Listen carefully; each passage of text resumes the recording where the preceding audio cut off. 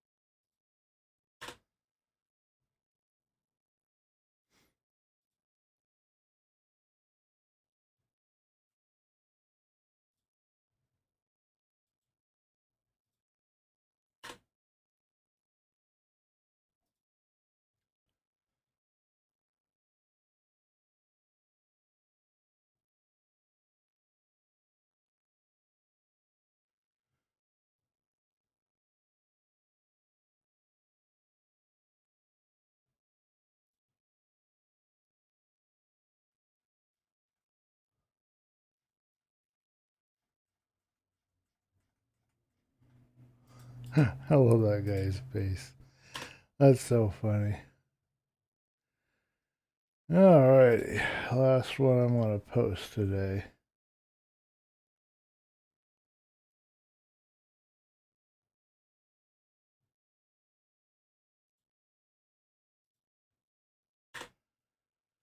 Okay, so now the next question. Alright, so let's go into the control room. And let's get some beats. We need some beats.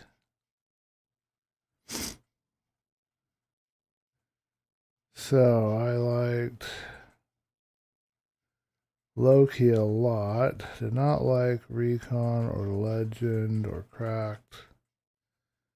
Groove, Pastel. We were doing Pastel. It was okay. Let's see how this sounds. Oh, Black Belt, what's going on? I'm trying to figure out what music I want to listen to. This is going to be interesting. I don't know how this is going to come out. Now, where's my volume at? Well, that's obviously too high. So how you doing, Black Belt? Thank you for joining the stream. I gotta wait and see if this will tell me how. There we go. Okay.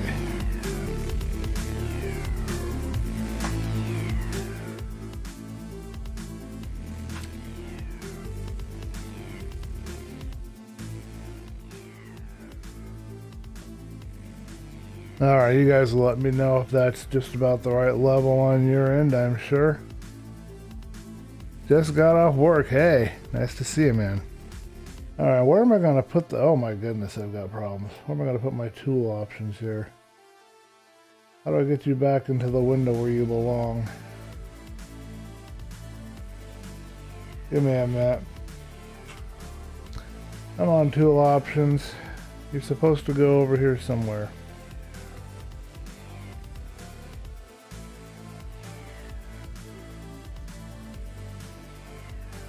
Alright, we want to lock.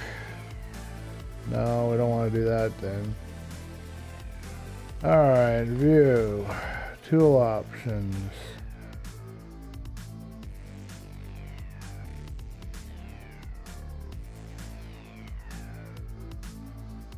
Okay, there's my tool option, and I want to move you over here. Excellent.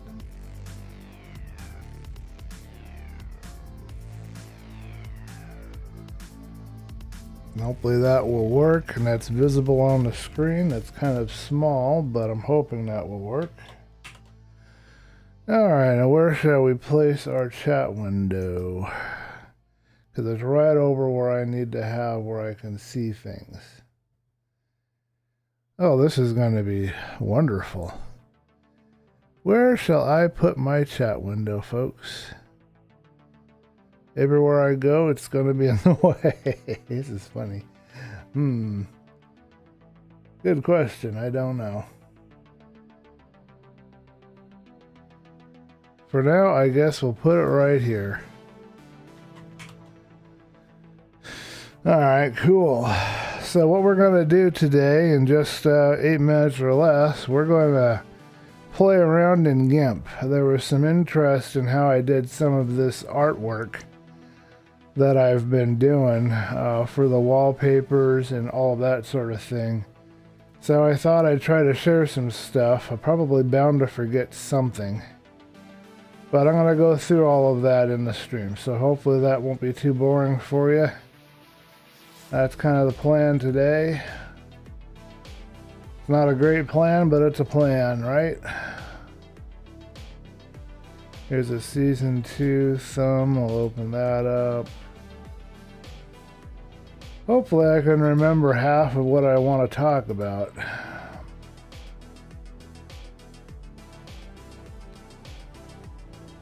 think this music will work just fine. Okay, so here is my icon, and that's based off of this. So we should probably open that up and explain that process. And then there were some other settings that I used. I gotta try to remember them all.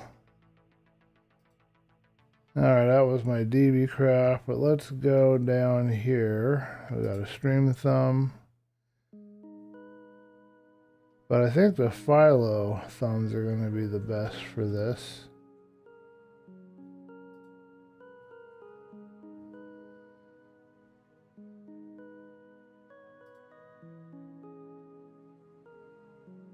Philo thumb 6. Hope that that will be enough. And then I need a folder open to data, documents. I need 2 folders open. I need maybe 3 or 4 folders open. Okay. YouTube, philosophy, SMP. We'll start there. And then we'll go from that. Okay. Yeah, you said you got your green screen coming this week. Hopefully it shows up today, man. That'd be cool. Looking forward to seeing how that, what you're going to do and how that's going to work for you. Looking forward to that. I wish there was a way to resize this window or do something different with it. Oh boy. Okay, well, we'll make the best of it.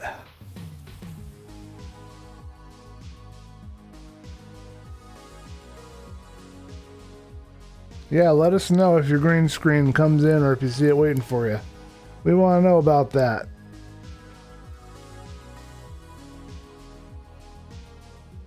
Alrighty. Well, we're on playing. We're on desktop. Okay, there we go. Now we've got something to look at. Just a black screen. Come on, man. What am I doing to you over here? Alrighty. So that should be showing my desktop. And all I've got to do is hide the naughty links.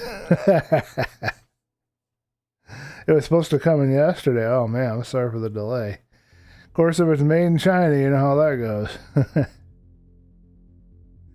I don't have any water. I better go get some water. Hold on a sec. I'll be right back. Let me know if the screen's showing up. Everything should be working.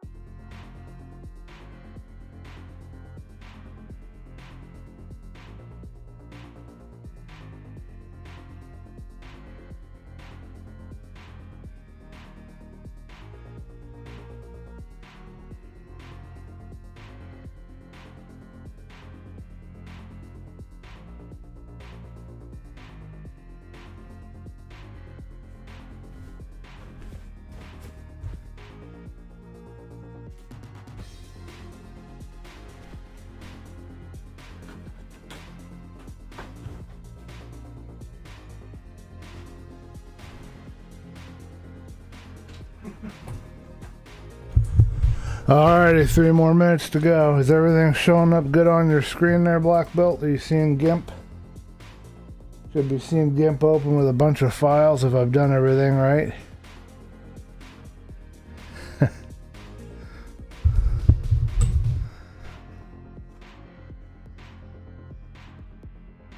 And hopefully I have the volume low enough that it's not overwhelming the talking. Been trying to keep an eye on that. Well, I know one way to find out real quick. I can actually go into my thing and all I have to do is mute the page.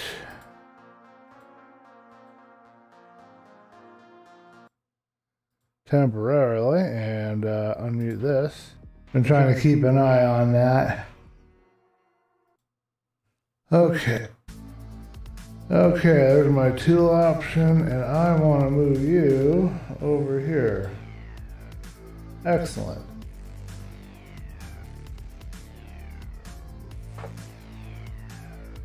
That in the stream, so hopefully that won't be too boring for you.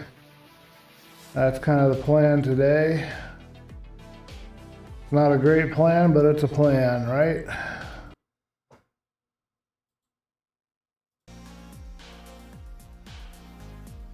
Alrighty, it sounds like it's working.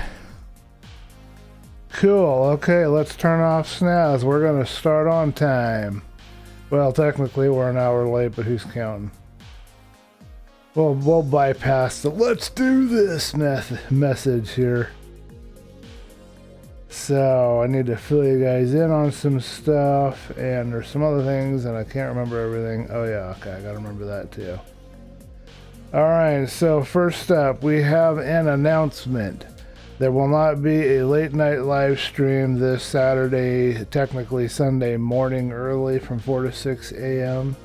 I'm getting kidnapped for the wedding that I'm going to this week and tomorrow. And if things don't fall through, then that's where I'll be going. That's what I'll be doing. I'll be taking off over there and won't be back till Sunday or Monday. So I won't be able to do the stream. So this will be the last live stream of the week. I was hoping to have an episode ready for you guys by Friday of DB Craft. It might end up having to wait until probably Monday or Wednesday. We don't talk about counting. Yeah, anyway, so what we're going to do here in this live stream, folks, and I'm sorry I don't have like a little avatar to wave at you or a webcam to put on me so you can have me staring at you, but what we're going to do here is we're going to take a look at how I've done some of the wallpapers and designs and whatnot in Gimp and just go through some basic stuff. So you got to make sure you got Gimp installed. Gimp is a free open source image editing program. It is equivalent to Photoshop, although Photoshop users would tell you that Photoshop is better. I've had no problems with Gimp. I've been using it for years. It was a good choice, I think, to transfer over to it. And I'll show you some tricks and show you some tips and give you some ideas, and we'll just see how this experimental idea here works. Enjoy it. I don't know if I'm going to enjoy it or not. I'm not sure how it's going to be. Weddings for me are tough, you know. When you're a single, unmarried, never been married fella, going to a wedding is equivalent to going to the dentist and having your teeth pulled without appropriate anesthetic. Anyway, so let's get started on this. So the first thing you're going to need is you're going to need some kind of screenshot to start with, obviously. Now, not necessarily you're going to need one, but generally speaking, if you're working in the Minecraft world like I am, you'll want to have a shortcut to your Minecraft install folder right on your desktop. And you can go here to screenshots, and anytime you're in the game, you can take a screenshot of what's going on around you. And that can become a background image if it's not too busy for whatever you're going to be doing for your wallpaper. So here's one example that I use for Late Night Live. And these are all taken at 1080p, so 1920 by 1080. And I've got all this blank space here. I've got all the blank space on the other side. So I could easily make this into the background for some kind of a thumbnail or something that I would use at Twitch or YouTube or what have you. Hello, Very Bright. Welcome to Scribbles. We are going to learn a little bit about how to do some of the things in Gimp that I believe you are one of the people that expressed interest in. Not married yet, Black Belt. Well, I'm sure that you will find a female who will fit you just right. I'm sure you will, man. Yeah, you're not handicapped by being 50 pounds overweight and and not living on your own. You got employment, man. You got a good physique. So I think you're going to be fine finding somebody. I know appearance isn't supposed to be everything, but you increase your odds a lot better if you have a decent appearance. So you ain't never going to date, huh? You know, some people are happy being single, and you just got to accept that. I'm used to being single, but I can't say I'm happy with it. Yes, we're going to talk about thumbnail creation and give you some tips on artwork. So pull out your copy of Gimp. That's a free and open source piece of software. I'll put up a link here on the screen. Pull out Gimp for that. Pull out your notepad. Take some notes. Gimp is equivalent to Photoshop, as I was just saying, and it's an image manipulation. It used to be called an image editor. Now it's an image manipulation program. Anyway, gimp.org. It's free and open source. It should run on any system that you throw it at. Give 64-bit version if you're on a 64-bit system, 84-bit version if you're 86 if you're on a 32-bit system. It's hard to explain that, but this is what we're going to be using. So have your notebook on hand. We're going to get into this here in a second. Just waited for the right one. That's what I did. I kind of bought into the whole just wait for the right one, the right female. And I'm learning very quickly that there's never one right one. There might be multiple in your life, depending. It's not natural necessarily for two people to stay together forever because people change and they grow and interests change. And sometimes paths converge and sometimes they separate. And I'm learning this. I'm learning about that type of a thing. So I don't know if there really is the one, but I did have that idea in mind for a while. I was like, hey, gotta find the right female for me. Well, I don't know. She might exist out there, but it might be a lot like Bigfoot. That maybe it exists, but I ain't gonna find it. Just gotta hope I stumble into her someday. My dad got my mom started dating her by throwing a basketball at her chest. But I don't think those methods work anymore. Yep, we're doing Gimp. Anyway, yeah, I don't know how throwing a basketball at a female is going to work, but here is one of the screenshots from our hardcore world. And I just want you to get a sense of how to formulate your screenshot. Again, we've got the blank areas or monotonous areas where we could put text. Here we've got this area where we could put text. If you can see my cursor, okay, let me know. I'll try not to move it too fast. And got another thing here. In this area, we might want to leave this fog alone and put something over here on this side. And then we've got this house. Now I have two here. This is a better one for doing a background for a thumbnail, but we've got a problem right here. So one of my first tips is increase your render distance when you're taking a screenshot, if you're able to. Increase it to 12 to 16. Go as high as 2024 if you can, but you don't want to have these jaggies. We'd have to find some way to disguise that to use it. So I started using this one for the hardcore series because I have this little area here and these flowers are kind of here. So, and I want to talk to you a little bit about framing, and so that's enough examples there. But basically, you want to frame your shot when you're taking your screenshot. F1 to remove your toolbars. Cursors is a little good. It's F1 to get your toolbar off the screen when you're going to take a screenshot. F2 to take one. We're talking Minecraft here. It's different for other games, I think. Depending on the game, you could change it, but that's what it is for Minecraft.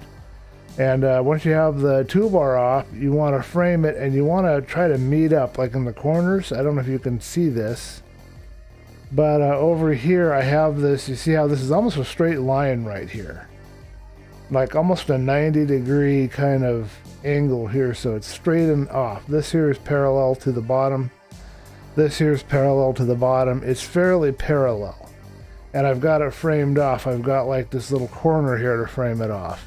So try to frame your shots. Find something to kind of frame them and then line them up, and then follow the golden ratio or the 1/3 rule. If you take a horizon shot, you want the bottom third being your horizon, or you want the bottom 2/3 being your ground and the top third being your horizon. And you can also experiment with the third rule in the other direction as well. So hopefully that gives you guys some good tips on framing, getting your shots and all of that sort of thing if you're going to use a game background for your thumbnail that you're going to be building. And start with a large file first. Don't start with a small file and try to increase it. You can lose detail and be okay when you're done, but if you try to start with very little detail, it's going to be very hard to edit and work with it. So let me know if you have any questions. So let's take a screenshot here. This one I was going to do something with, but we'll use this. I think this would be a good example to use. Even though it would be a terrible thumbnail, it would work good for our learning purposes. So I got to wiggle around the windows because I got this chat window right in the middle of my drawing screen. I really need 2 monitors for this sort of work. So we got a couple of things here that we can do. One of the things we can do is we can go here to image, and I love grids. I'm a grid guy. So I go here to image, view, and go to snap to grid, view, show grid, and view, snap to canvas edges. And then I can go here. It took me, believe it or not, this actually took me years to learn this, or they didn't add it until way after I started learning it. But you go here to image, and this is where you can configure your grid for this image. And for a 1920 by 1080 picture, you can go 20 by 20, you can go 10 by 10, you can go 40 by 40, and I think they will all line up perfectly with the edges. Now we will use this grid because we want to add some text. You can find free fonts all over the place. Make sure you're using free or open source fonts. I think you can use most of the fonts that come with your operating system. I've got this Metropolis font that you've seen me use that I like. And what all I have to do here is go up here to the text tool, and I click anywhere I want to start the text. I usually want to start a little ways away from the edges, so either 1 square or 2 squares away at this grid size. And I just drag it out. Click and drag, left click and drag.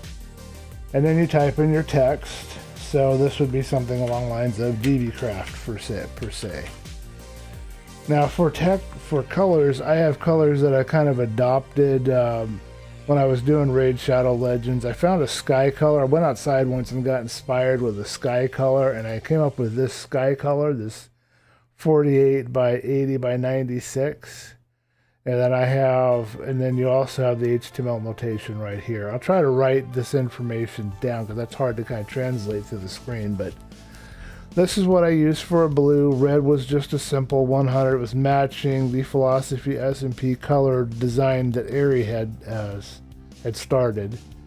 And then I have this kind of purple magenta color here. So these are the ones that I kind of work with. Your colors kind of determine, or kind of part of your brand. So the avatar you might put on your thumbnail, the way you design the thumbnail, the text you use in the thumbnail, and the font you use, the colors you use in your thumbnail, you want to keep it fairly consistent, or have some things that tie with all the different thumbnails or artwork that you're putting out. Because it's part of your brand, you want to be consistent and recognizable. I want people to look at that and say, oh, that's Dream Blisses, or that's Berry Brights, or that's Black Belts. You want to try to get the open source or GDL or MIT licensed or free for, any kind of font that's free that doesn't have a restriction to use. If it's a font that in order to use it. You have to credit it in the video. Then if you want to use that, you need to make sure to credit it. But I try to look for fonts, or I think royalty-free is the right word. I look up royalty-free fonts and go from that. But royalty-free gets you into the area of, like, royalty-free music. They want to charge you for access in some areas. So here's a good site, 1001 fonts. I think I've got a lot of fonts from this site. This is one that I would use. I try to remember to add this link for you guys in the description when we get done. I don't know about this font space. I can't remember if I've collected a lot from here or not. I try to avoid things that require a membership. I don't want to pay for a membership. I'm trying to get a free font. It's not free if I've got to pay $10 a month to access it. So that's kind of my way of working with it. I think the font is another good one. I think I've used this one as well. So I'll try to add those two links, but you can see the address right up here. So the font, 1001 fonts, anything that you can get that when you use it, it's not going to get you in trouble. So we look up Metropolis. If I remember correctly, I looked at the link. And it's not listed here. It's probably 1001 font is where they had it. If I remember right, the link was, or the license was not a problem for me.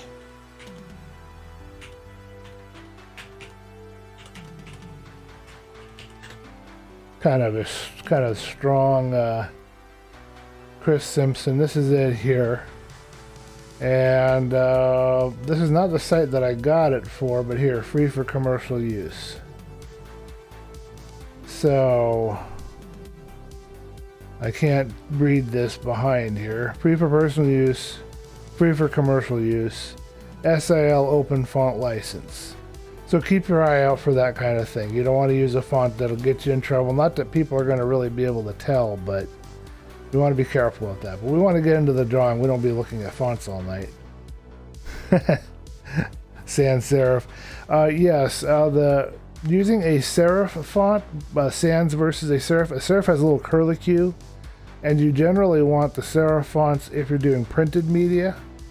You might want it in an e-book reader. You might want it in the book that you've checked out for the library to read, but you generally want a sans font on your computer, because sans are more readable for a computer. You don't have to have the little curlicues to follow along with your eyes. Anyway, let's pick a font here that we're going to use. A color. Let's do the 96 128 16. This is my yellow color. You probably recognize this. Let's increase the size here to something fairly large.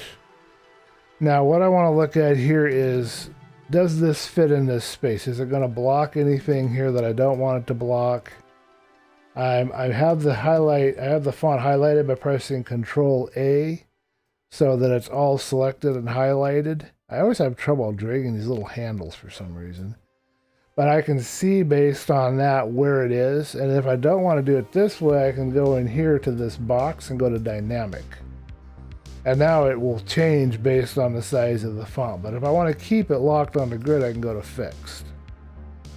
So I kind of vary it depending on the situation.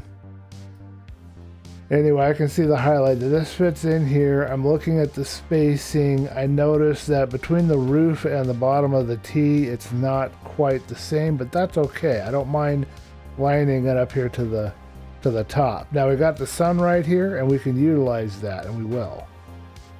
So we want to make sure that when we have our shadow, that our shadow would be realistically as if the sun was shining and driving the shadow in that particular direction.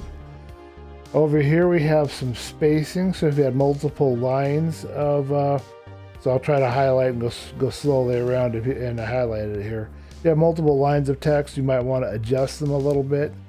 Like if I were to open this up here and I were to go down and type in line 2.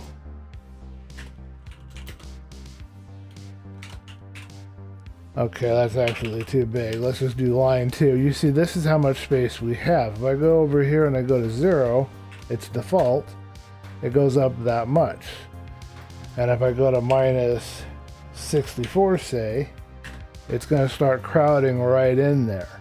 So depending on the effect you want, you can do it that way, or you can just have two different text box, two different lines. So you might want to take and do your line 2 in its own text box and your other thing on the other text box. And then it's just formatting like you would do for like if you were doing a document or something of that nature. So here we have our maybe our header 1 type size. And then we go ahead and grab the text box and we type in maybe a header 2 type size. If I want to line it up, I'll put it right underneath the lines from the other one. I might even bring it up to the top there. But here I would put maybe season 2 or something. But now I'd want this one to be slightly smaller if I was going to do that.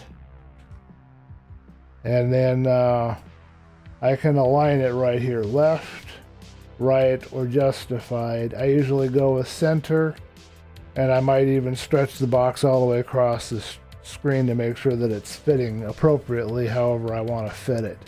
It just kind of depends on the situation, but get familiar with all of these tools. This is your indent. This is your space between letters. So were we to increase this to 32, now we spaced out the letters. So if you had two things that were very similar in line length, but one was a little bit shorter, and you wanted to match them up, like they did this new series called Joe Pickett. And was it Joe Pickett that I saw it on? No, Lincoln Lawyer. They did a new series called Lincoln Lawyer. So let's show you how that would work so you can understand that. So if we're going to do Lincoln Lawyer, we don't have the font that they have. Hold on a minute. It's not typing.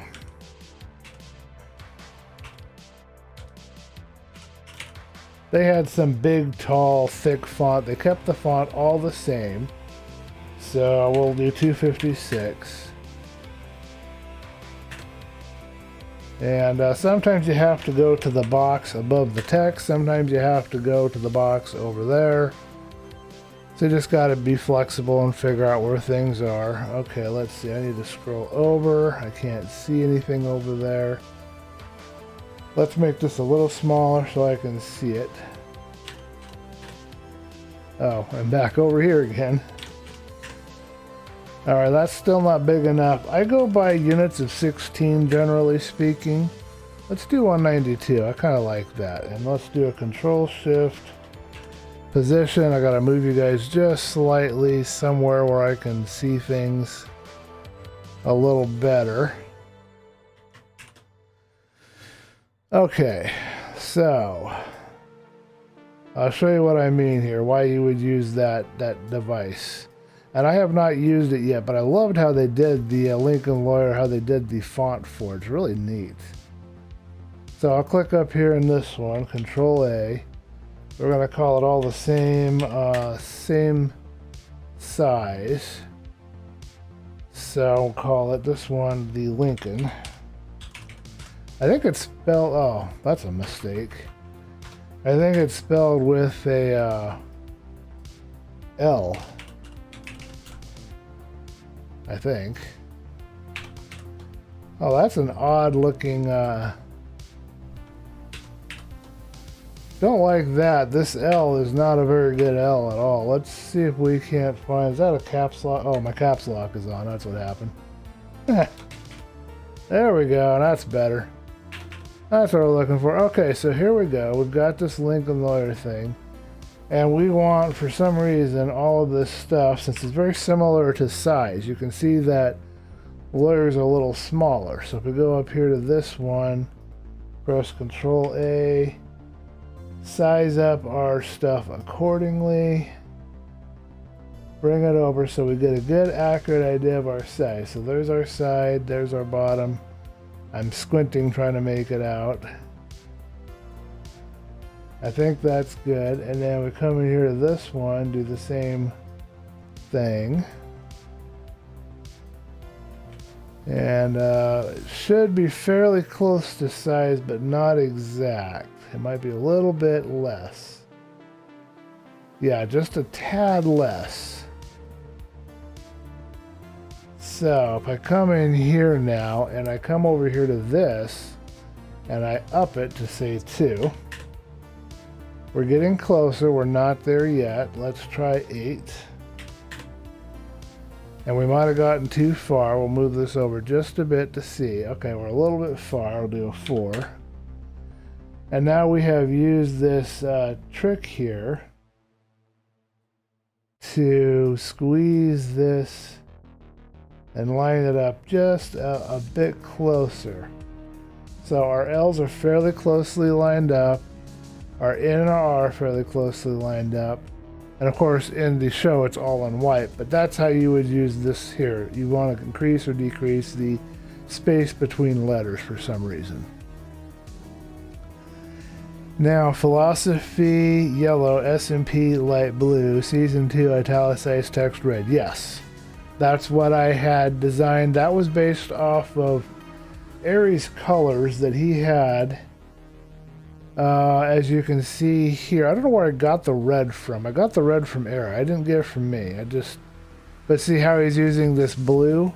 Now this blue may not be my sky blue that I did for Raid Shadow Legends. This blue might have been adopted using color picker off of this artwork that Ari gave us. That's where I got the blue. That's where I got the yellow. And then I don't know where I got the red. Oh, here's the red. Okay, I got you right here. Couldn't remember. It'd been a while since I'd done it. So let's go here to open with Photoshop, not that. Okay, we'll open it. And, oh, that's the user guide. Okay, well. Anyway, we can't do that. Let's try this. Open with Sumatra PDF. So, no. I already did this. So here's the red. So I probably got that from that, more than likely. Anyway, back to what we're doing. So those are the tools. Familiarize yourself with this. Hinting is part of giving yourself those little lines to kind of lead the eye. You can pick between full, none, slight, and medium. I usually leave it on none. Always have this anti-aliasing check. That will make the text smoother. So when you zoom in really close, I don't know if I can zoom in because of my... You can see how we have this fine edging here that we wouldn't have if we didn't have that anti-aliasing on. Okay, so now let's go back to what we was doing and let's get rid of the lawyer. We don't need it. Notice that each of these are on layers, and what you're going to want to do, one of the first things, and I didn't do it, but you should do it when you start in, start above your thumbnail by, your main picture, your base picture, by clicking on it and click on a new. And then you'll want to create a new layer. You can name it if it's going to help you to name it. Make sure the size is the same as your original document. This is a way to verify that you're on the right size. And go with transparency. And what this does is this gives us a layer that we can now create some of our things that we're going to do on, and it preserves this background without altering it, which is what we want. We don't want to alter the background. Hold on a minute. Having a slight technical difficulty here. Okay, so anyway, we got that ready, so we can now get rid of lawyer. We don't need it. We're going to use this, and we're not going to use link. We're going to go with dbcraft. Then we're going to increase the size again. Okay, so that gives you some ideas of what we're looking for, where we would put the font, and how we would design stuff. Okay, now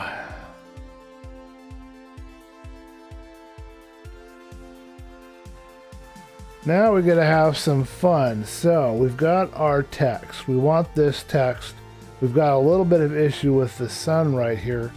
What do? Well, we've got a couple of things that we can do. One of the things we can do is we can duplicate it right here.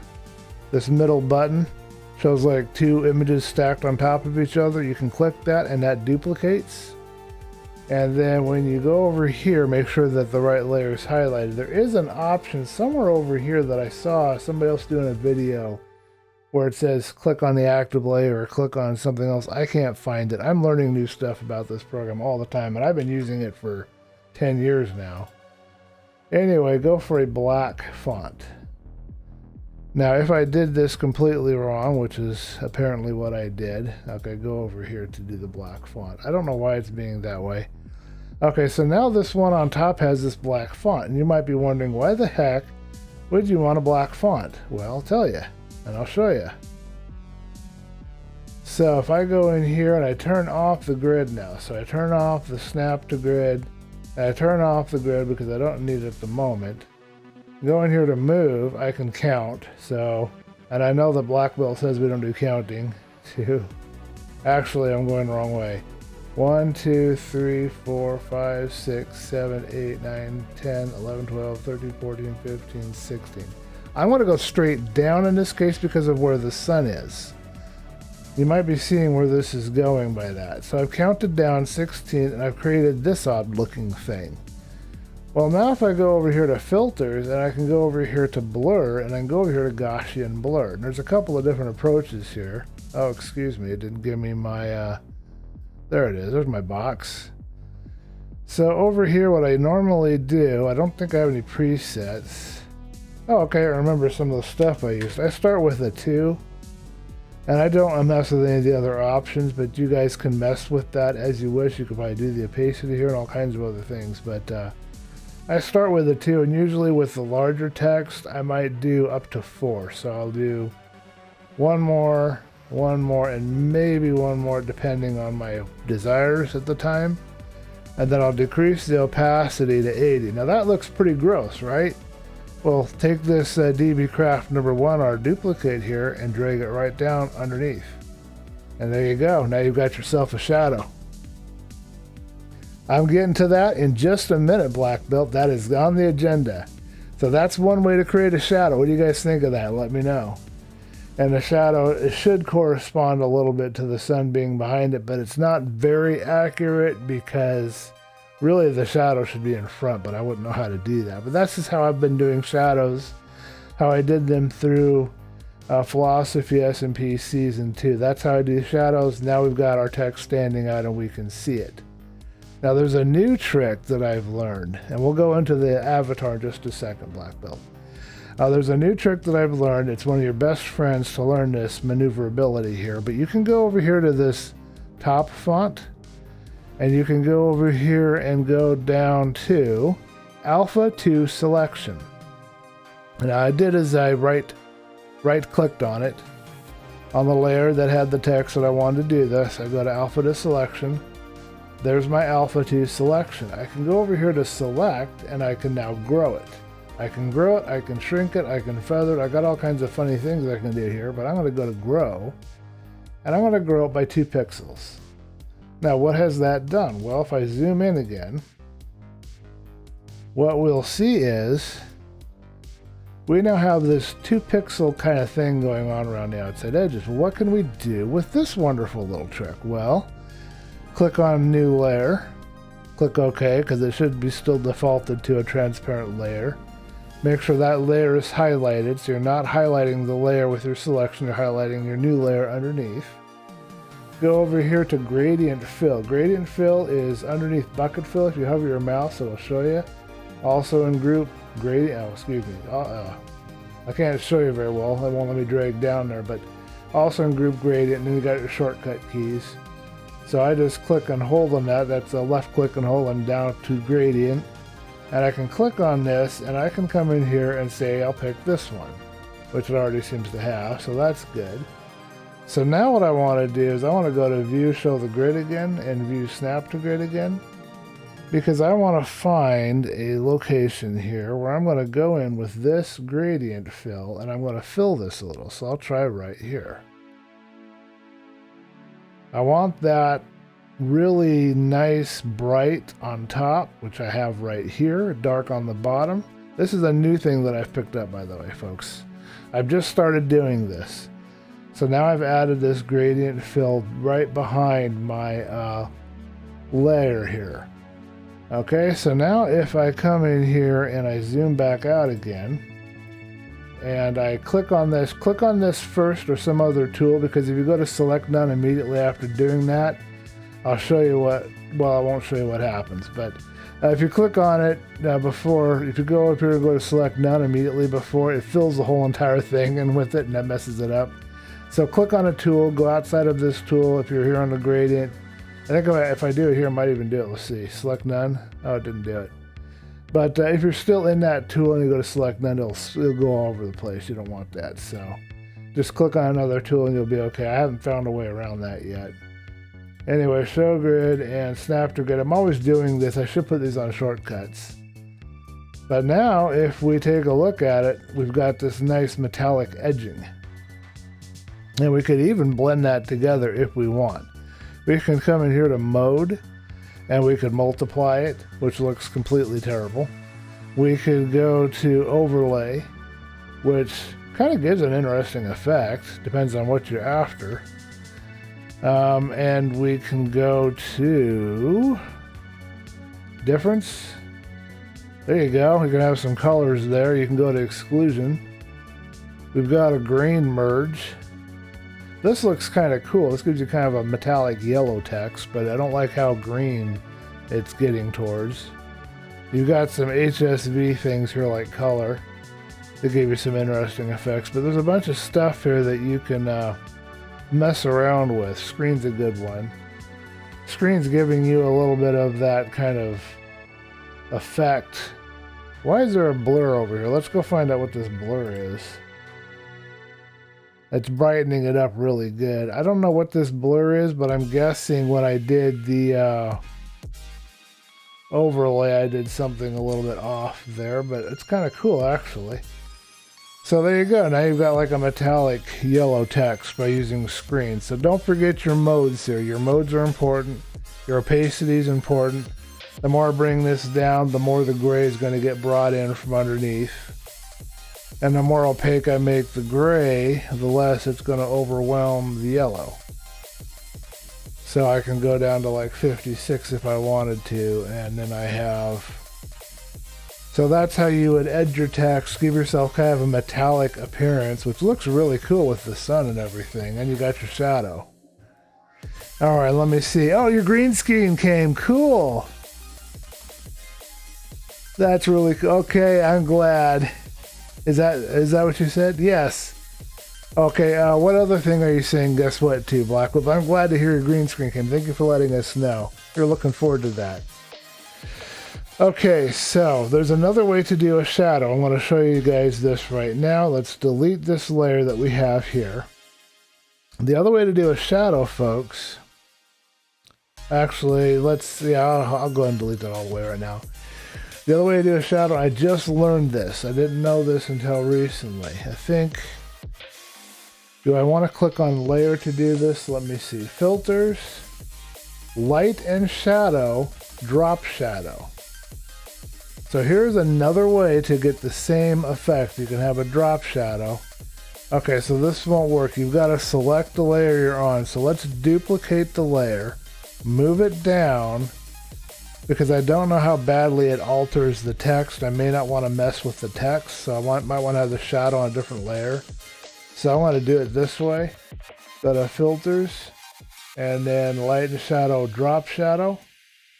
And now we can get the same effect we had earlier, and we have all these buttons and dials we can play with. So let's say 16 for this, blur radius of 8, and is there any other things we might want to play with here? We can make the shadow a little bit darker or a little bit lighter. How about a 7.5?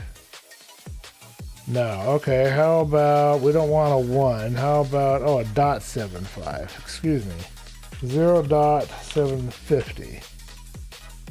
I can't type. Nope. I must not be typing it in correctly, but let's see if I can figure this out. So let's try 0.750. So there you go. Now you've got a shadow, you've got a drop shadow, and this has more controls to it. I can't tell if it's better or worse than the previous method. Let me know what you guys think in the chat. Yes, that is what it is. That's cool. It was a green screen. But you're gonna want to go play with that, dude. They're gonna miss you on the stream, man. You're gonna go get locked into that green screen. But before you run off, let me show you about the avatar. So what I did was I got myself one of these white room maps. I tried a mod and it crashed on me. I couldn't get it to work. That provided the infinite blocks so you could make a white room. Grian does a thing with, he creates a big map. He didn't create it, he used one that another user on Hermitcraft created, but he creates a big map area and gets this, puts snow on it, which is a perfectly white surface, puts that on a map, and then that's put on an item frame, and then you have a perfectly white room. This was the best I could come up with. This was the map somebody came up with.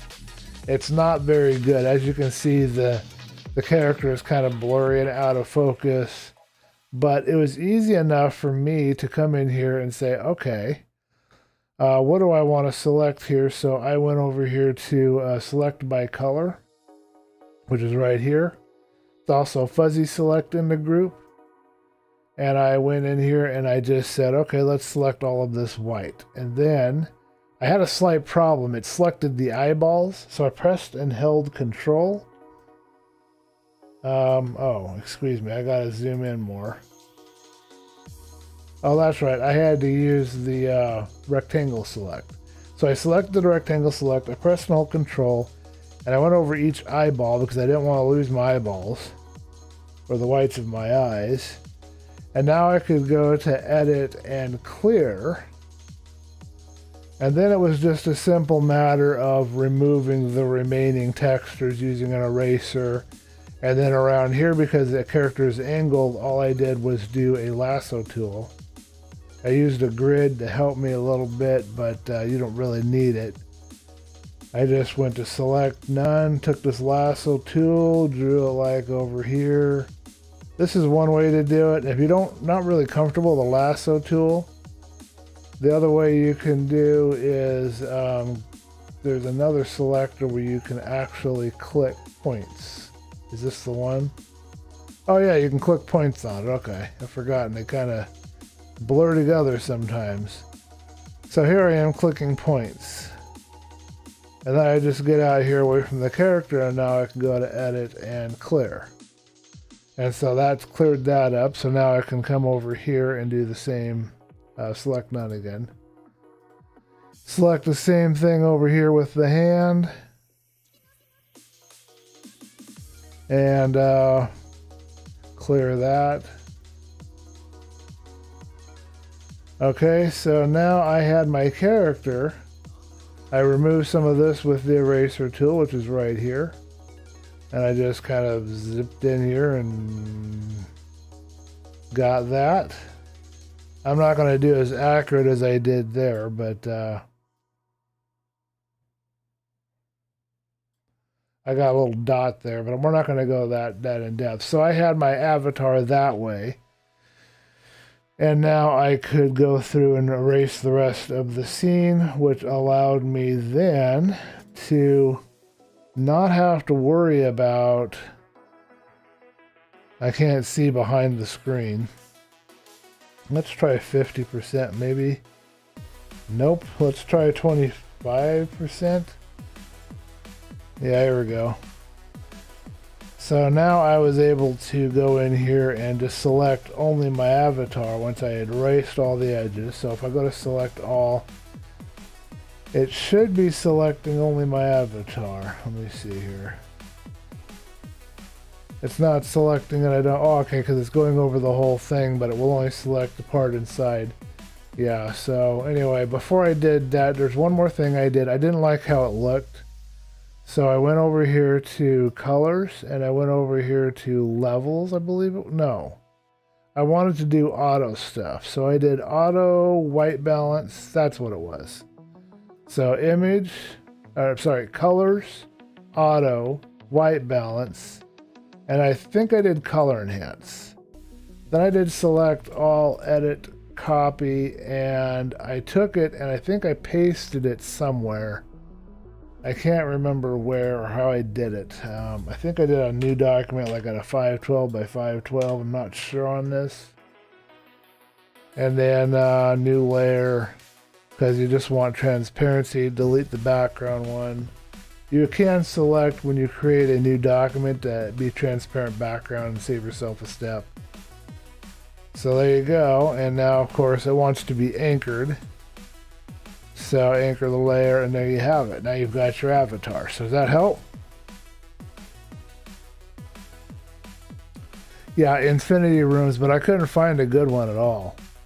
But did that help answer your question, Black Belt? I know you're itching to go and rip open that green screen, so I want to let you go to do that. But that's how I did it, and I can go over this again with you guys a little later if you want, but that's how I did it. But that was the best result I could get. I guess most of the big Minecrafters might go to Fiverr and hire somebody to draw them something. I don't have any of that ability, so I just use my own stuff. I took the picture from the map. You can take different angles of yourself. If you learn replay mod, you can take pictures outside of yourself at different angles and have some interesting shots, but that's how I've done that. And then to rotate it around, all you have to do is go to image. If you want to flip it around, you can flip it, horizontally, and then you can have them looking the other way if you want. So it's really simple.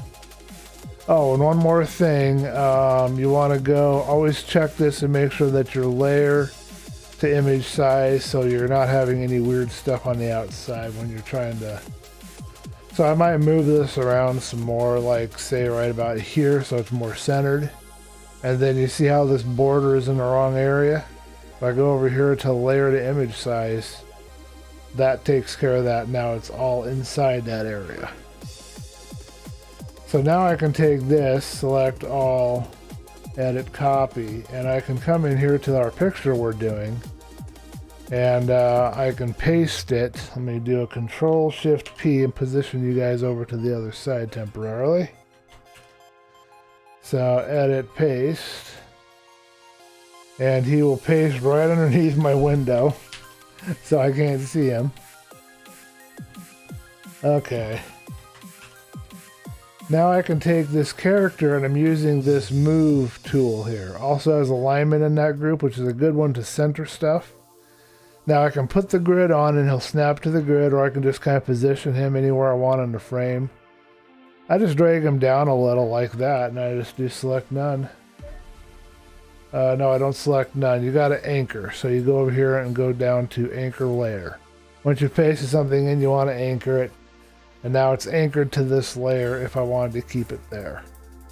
Now his size is out of proportion to what we've got going on here, so this one might be more accurate to take him and maybe put him like here in the middle somewhere. Might work a little better to do that. That might look a little more accurate. And then anchor it there. So that's how I've done that. That's how I've done the avatar. Hopefully that helps you guys learn how to do that and know how to do that. And of course, if I've moved him around anywhere, I'd want to go back and readjust that layered image size. I want to remove this item. We gotta do something on some glowing text and some of that stuff, and then questions time. If there's anything you guys want to see or have me go over, need to have you guys let me know. I'm trying to think what else I've done. Oh, there is one other really cool little text effect we can do. Let's go ahead and do that real quick. I just did this with Late Night Live, and I just figured out how to do this. I knew about how to get the alpha to selection and all that stuff, but I just did not put two and two together. But if I go here to view snap to grid, and I go here to view show grid, and I grab my little thing here, and I go here and I do a long text. Let's say laid back late night. You guys might recognize this a little bit, and I think I used MV Bully for the font. Couldn't find anything that I liked better for that, and then it wasn't bold enough, so I bolded it out. And then we had a couple of other issues.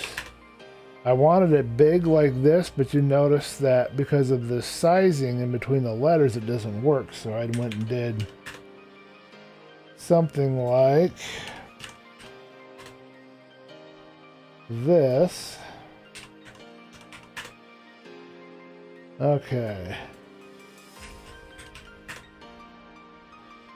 Okay, now let's see what we've got here. So this is very similar to what I had done, not exactly the same. Alright, so I'm going to run this all the way up to the top in this case because it is starting. I'm actually going to go a little higher than the top to make the to do this.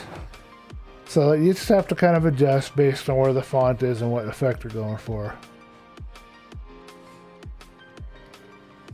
Oh, it's easy. It's not that hard at all, Very Bright. You don't have to be a graphic designer. You don't have to be an artist. I'm neither a graphic designer nor an artist. All you got to do is decide, you know what, I want a cool thumbnail for my video, or I want to create this piece of art or whatever it is you want to do. And then try to search for it at YouTube. Look for tutorials. That's how I did it. I learned by tutorials. There's a lot of them. Like Logos by Nick is really good. Bunch of people out there doing that. Just find yourself a tutorial that you relate to and that works with you, and sit back and just have fun with it, you know? It helps to have something you're doing it for. Like if you're creating content for YouTube or Twitch, you need thumbnails. You need to have something to kind of illustrate your brand. So it does help in that case to have, you know, some kind of motivation for doing it. If you're just drawing just to draw for the hay of it, you really got to be into drawing. So the reason why I'm able to do this is because I need thumbnails. I need artwork. You know, you got to have stuff to catch people's attention. So, and I don't have anybody I can hire to do it, so I got to do it myself. So that's kind of what gets me going on that. I'm not much for, I can draw, but I don't consider myself much for drawing. So let's see where we are in Harris Heller here. We've been listening to Rose, and now we're in Insomnia. Anyway, let's show you this. This is really cool. You guys are going to love this. If I can remember how I did it now. So remember I showed you this cool little trick here to do the alpha to selection. So now we've got all of this all nicely highlighted here. Well, what I can do is I can go over here to the gradient tool.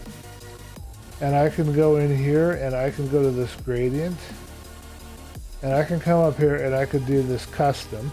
Custom will base it off of whatever you have going on here. And what I will do is, see if I can remember the textures I used. I think I used yellow or blue and purple. Let me refresh my memory for a second. We used purple and blue, okay? Now I may not remember this and I may not get 100% accurate here, but all I have to do is come in here and select one of my first colors. Let's try the purple. And then click on this one right here and select the second color, of blue.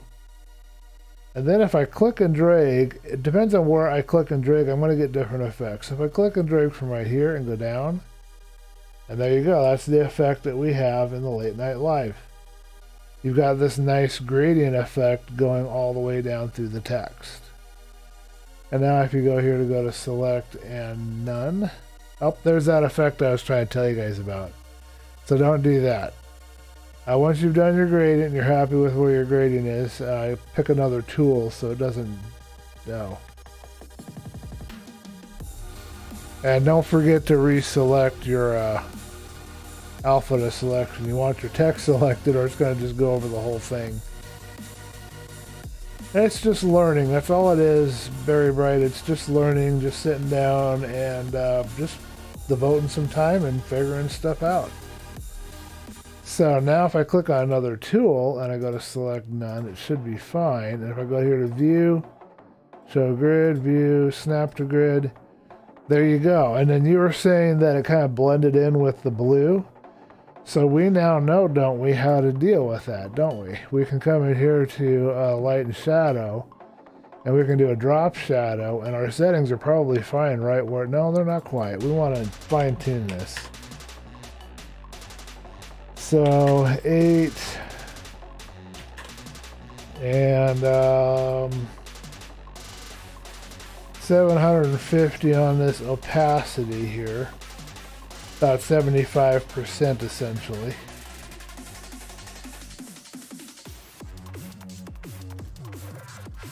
And now because we have a shadow behind it, it is, and we can also change the direction if it's not quite the right direction. Because right now I'm seeing this shadow is right here on the edge and that's not quite right.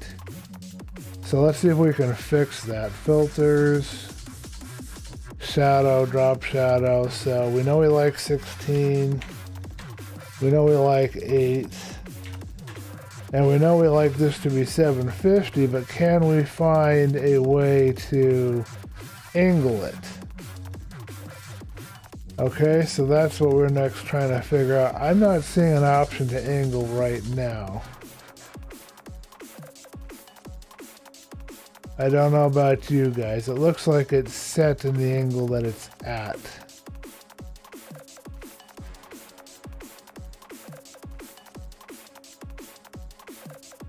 Oh, and this will be the distance of the shadow. So if I increase this, is that making it closer? And then if I go further away, then that's... Okay. So there's no angle here, so in this particular case, we may not like that effect. We might use the duplicate method, duplicating the text that I showed you earlier. I'd have to research some more to figure out which way to angle this, if it's even possible. But that doesn't look bad. I mean, I don't mind that, but I try to keep in mind where the sun is in the screen. Yep, that's a gradient. So that's how I did that one. So that's how I've done that, and then I guess the last thing we should go over is some other little things like this right here. How did I draw this? This sword blade with the DB, and it's simpler than you think. So if I go here to File, New, and I just do a 512 by 512, which is what I believe I did. So now I don't want that, so let's create a new one, and it'll be our transparency, and then we want to view, snap to grid, view, show grid, image, configure grid, and then we'll probably want in this a 16 maybe. So all you have to do if you want to do something like this sword blade that I did, I think one way I can do it, and then one of the ways that I might have done, I don't remember exactly right now. But remember our friend the lasso tool. If I click here and I go up, and I click here, and then I go over here, come down here and click over here, I can now fill this with a color. So if I come over here and I take a look at what I did, so we have a light gray and a dark gray, right? So we know that a sword, if it's having light shine on it, there'll be a light part and a dark part. So it's just general kind of logic there. So if I do a 100, say, no, let's do 75, 75, 75. Now you might add a little color for a little bit of a different effect. Like you might add just a pinch more blue. Just because, you know, there's no reasoning why you wouldn't. So let's try that color just to see what we get, and we want to follow the same color below. So I put that in there. Now we've got that color. So we can flip this selection. There's a bunch of tools we could use. I would just draw it out. It's just as fast for me. So now I've got my second color, which would just be darker. I would just do maybe a 25, and maybe a 30, possibly. I don't know. See what I think of that. Put that in there.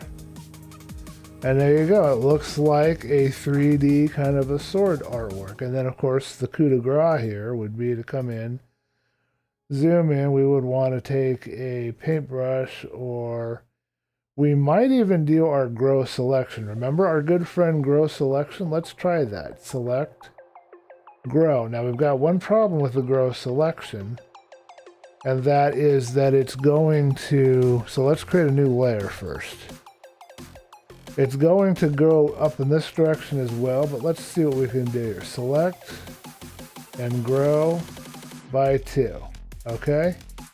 And now if I come in here and I come in here to completely black. So I do a 0, 0, and we're bringing in this blue, even all the way down to the black. It's sometimes a really good thing to bring in that those colors in. So now I need to zoom in more. I'll look at your comments in a second. I'm really focused on what I'm doing right now. Anyway, I press the right in here. That's the wrong area. Edit, undo. Oh, maybe that is correct because we're on this layer, so that's fine. Okay. And then all I have to do here, I think, I want to keep a nice straight edge. So I think all I would have to do, kind of problem solving on the fly here. I'm on the same layer that I'm editing. All I have to do is come in here to this and go here to here. I believe I've got a straight line here. And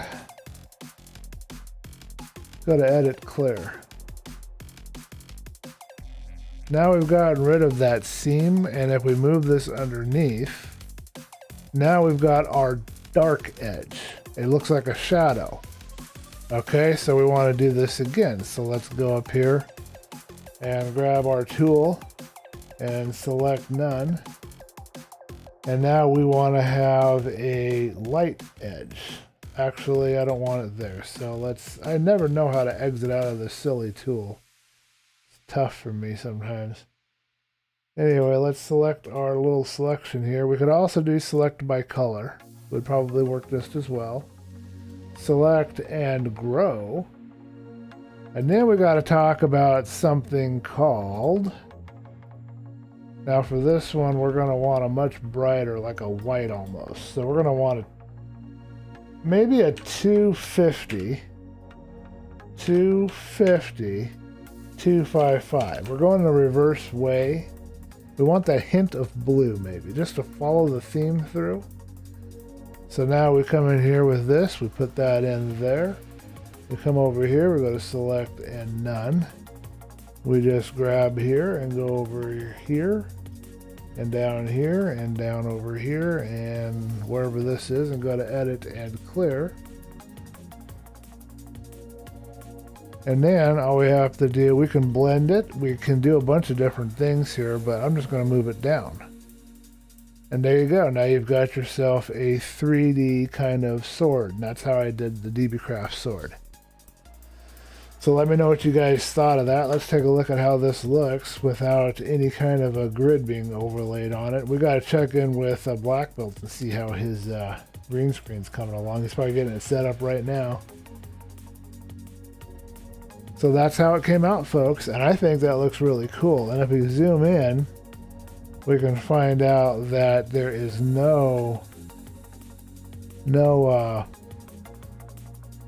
this edge here is sharp. This edge here is sharp. The point isn't sharp, but all the edges are sharp where we can get them sharp, and that's what we want. We want those sharp edges so that it looks metallic. Now, what if we wanted to, say, have a little tiny bit of glow along this top edge? What would we do, do you think, to get a little bit of glow?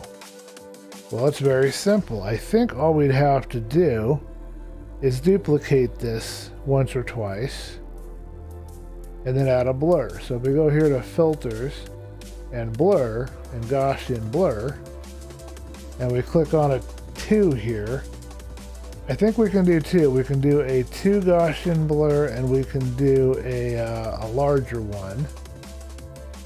Let's try that, and let's duplicate this one more time. Move it up and go to filters, blur, Gaussian blur, and do a really big one, like a 16. Okay, and then let's take this and put it on something so we can get an idea of how it's looking. But just from what I'm seeing right here, now we've got this glowing edge on this sword, almost like it has a, you know, a way to come after you or something. Although it did affect my black over here for some reason, I don't quite know why. Which we may not want, but you know, just for the experiment, just for trying it, if we wanted to have a glowing edge, how would we do it? That's one way we could do it. And we can look at it really close and figure out, okay, do we want that extra glow? I think not. So I think I want to go ahead and delete that layer. And then I'm going to go over here and go to File, Export As. Now, when you're doing your exports, we're going to call this sword test. Use PNG for your normal full quality export that you're going to have. Don't use a different format. Don't use a JPG. We're going to get into that in just a second, so I can show you guys how to do the JPG save to help with your thumbnails. But don't... do I put it under art? I guess I put it under art. Anyway, don't save it as a JPEG. You want the highest quality you can get. So select all, edit, copy. If I take this and paste it into our little thing here, and we need a new layer for this. So let's do a new layer. Hello, Keith Myers. How you doing? Welcome to the stream. Hey, Black Belt, you're still there. Nice to see you. You remember using the Gaussian blur. Cool. So we created a new layer, and now we're going to go to Edit and Paste. And so here's how our sword would look in the scene. It's way too small for anything to use here. It would probably be placed along the side like so. And probably underneath our text. So now if we zoom in, we can see how this glow and everything. So the glow didn't come out here. So I don't know exactly what happened there, but we didn't get our glow that we had. So now let's go back and try to debug this. So edit, undo, undo anchor, undo move, undo paste. So we've got our glow here. So one of the things we can do, don't do this until you have saved your XCF. You always want to save your XCF file. So here we've got sword test. I'll call it number1.xcf. XCF is for Gimp. So you can open this and edit it later. So save it. And now you can go over here and go to collapse or merge visible layers. And then you can go over here to go and save as, and then save up one from your default. Because you want to have one with the layers that you can edit. And then you might want to do more work with it. So this should be your second one if you're done with those layers and you don't want to edit that anymore. Now let's see what we get. Select all, edit, copy. And in this case, we're going to do this. We're going to paste it in behind, edit, paste. And see if our glow survived. I don't think it did. Doesn't look like it, but we'll know in a minute.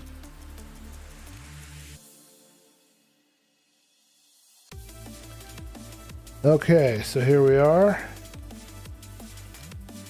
And we got our glow. JPEG or... I'm still here, cool. Aristotle, hey! Hi, Aristotle. Nice to see you, man.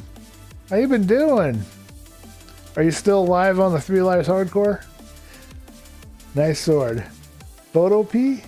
Oh, that would be the Photoshop, free version of Photoshop, I think. Correct me if I'm wrong on that. I don't know. I like Gimp a lot. I don't have any problems at all. So I'm going to go over here to select. No, I don't need to select. It's an anchor. Let's not forget we want to anchor. All right, now we've got our glowing sword, folks. Although it's way too small for this scene. But now you can see we've got our glowing edge. We've got our sharp edges where we want them sharp. We've got our shadow where we want shadow. And you saw how simple that was to make. It was super easy. Just 2 shapes with the colors and filled in. And then we just did the back with the black. And we pulled in that blue all the way through the whole thing. So now the sword has a little bit more color than just a gray to it. So that gives it a little more visual interest. So that's how I created the sword that you might have seen in my icon, so you guys know now how to do that. Yep, free in browser Photoshop. I thought so. You're good. Got 2 left. Oh, same here. I got killed by a creeper. Yeah, I haven't. Black Belt's threatened to find me and hunt me down, so I haven't come back onto the server for a little bit. We have until the 23rd, right? Or is it the 28th? I need to get back in there and do a little more. I gotta see if any of my stuff that I set aside is still around.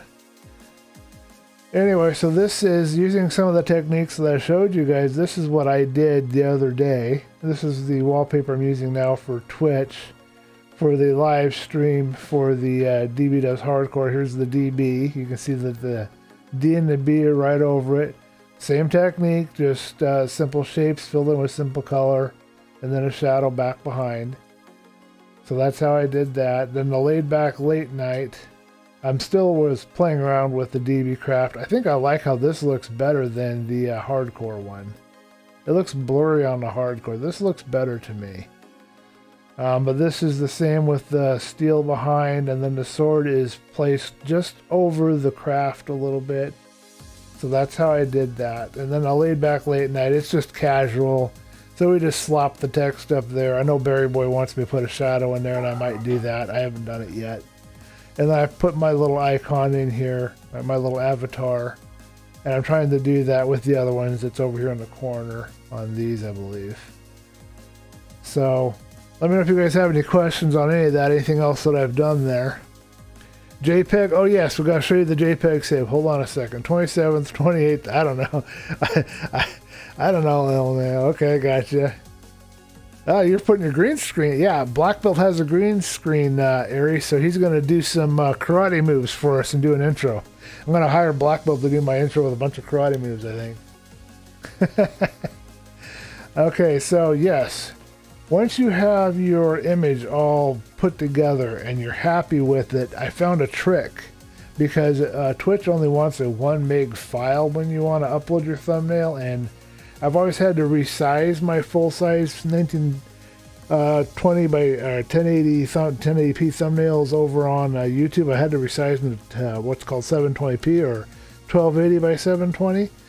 Well, I found out that all I have to do is come in here and go to File, Export as in this case, and we'll just call this Save Test or ST or something, I don't know.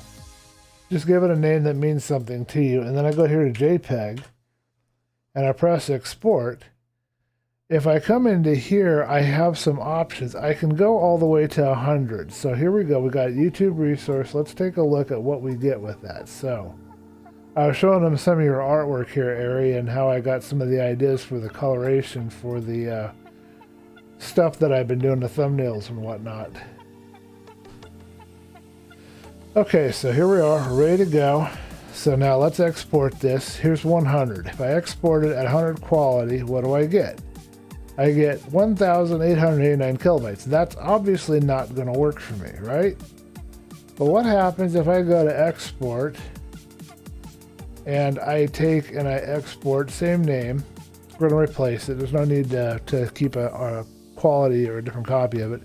And I just knock it down 3 numbers to 97. What do I get now? Well, now I have a file that's coming in at 874 kilobytes. Okay, fine. What happens if I go to, now I've cut it in half essentially, and I've only knocked it down 3%. What happens if I go to export and I decide I want 98? I want just a pinch more. What's going to happen? Well, if I do that, I get just over 1 meg, and that isn't going to work. So the trick seems to be to use the 97%, and I don't think I'm noticing any serious lack of quality in doing that. I've only lost 3% of quality. So I'm not entirely sure why it's like that. It might have something to do with the algorithm, but let's take a look at it and zoom in and see if it looks like it's... Now, from right here it looks fine, but one way we can tell is we can zoom way in. Get real pixelated over here, folks. And what I'm looking for is, am I seeing anything? So this is what this looks like, and then we'll go 100% PNG real quick and compare. So we're zoomed in about halfway in, I guess. I'm not seeing fuzzy lines on my character. Everything here looks okay. I'm not seeing a lot of ghosting. And remember, this is going to be a thumbnail, so it's not going to really matter. But see, I'm not seeing a lot of quality issues here. Now, if I try and do the same thing, export as a PNG, I haven't tried too much with the quality settings in the PNG, but the PNG file, when you export, you get the higher quality file. I guess compression level, but I have that maxed out, so I don't think there's anything here I can change. But if I export the PNG, not only does it take longer to do the export, when I come in here and I look at the size, the same file is 2 megs now, and that's not going to go anywhere. So if I go in here to Windows Photo Viewer and I zoom in about the same level, let's see if we notice much difference. So what do you guys think? Do you see much difference between a 97% JPEG and a highest compression level PNG? Because I'm not seeing it. So I recommend you go with the JPEG for your thumbnails, and you won't have to worry about any issues that way. But there's a little tip I want to give you guys on that. Special secret trick, right? Life hack. I can't even talk normally. Yeah, there's a trick to this. There is an actual user on, I think it's YouTube or Twitch. My memory isn't serving me right now, but there is an actual user on one of the two that creates thumbnails that are purposely blurry. They're purposely bad quality. That's part of their brand. That draws people's attention, and it brings them in to click on that video. They know that they identify with that particular person, that's the way they do the thumbnail. That's part of their brand. So you have to weigh what you do with what your brand is. So keep in mind what I told you. Keep in mind the colors, consistent colors or consistent icons like the avatar here on mine. Some kind of consistency going between your different thumbnails, wallpaper, artwork that you're doing. If you can do colors and an avatar and any sort of an icon, that would be great. We'd have to ask Ari where, I want to know where he got his philosophy SMP artwork from, because that stuff is very good, far better than anything I've been able to do. And I would sure love to know what resource he used for that. He probably went to Fiverr. But let us know, Ari, how'd you do your philosophy SMP season 2 artwork? But yeah, consistency is key. That's going to be part of your brand. And then and those are the elements. You want to look at colors. You want to look at the font size, font type, whether or not you have an avatar, and then, of course, your quality or the kind of screenshot you take. You might be a funny guy who decides to go into Minecraft, put it in Quake View mode, and take thumbnails in a really blurry Quake View kind of mode. That might be part of your brand. People will recognize that, and that's how they're going to find your content. So it just kind of depends on what you want to do. It took you. You did it. You're a very good artist, Ari. Very good. I really think you did an awesome job on that. You should be teaching this course. We want Ari to sit down and do a live stream for us and show us how he did all of this stuff, because you guys can see he really did a good job here with this stuff. This is pretty good quality stuff here. I'm very, very impressed with the detail, the way that he did all of this stuff. It's very good. Oh, your sisters are graphic. That makes sense. You got to have those tie-ins. Those tie-ins are everything. Yeah, I was impressed, and I still am impressed with the artwork. Can't wait to see what we're going to see for season 3. We're going to use some of the same ones or not, but yeah, if you got a connection, if you got a graphic artist in the family or somebody that's really good at drawing in Gimp, then yeah, that'll help you out a lot. Or if you want to go to Fiverr and see if somebody will help you. Okay, I can't think what else to do. I think we need to do some glowing text. We did a glowing sword, but I think we should do some glowing text. I'm going to check my stream beats here and see where we're at. I don't even know what album we're on right now.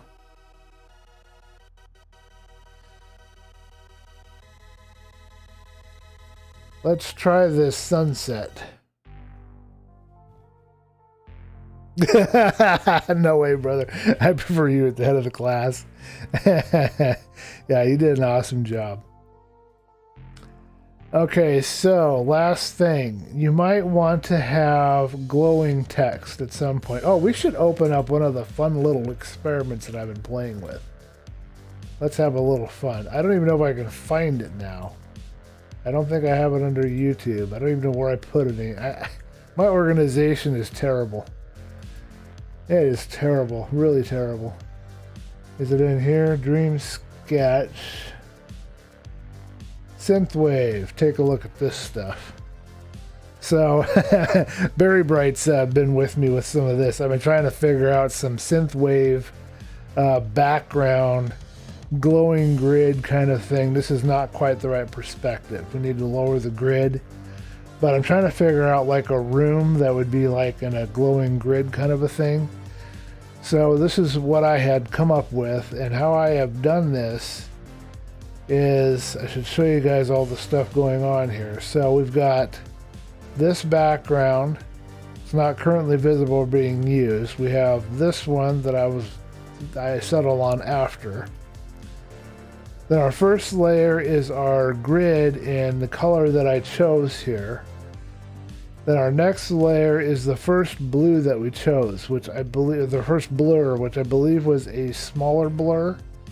And then the next one, we did a larger blur, and I think I did a white grid on this one.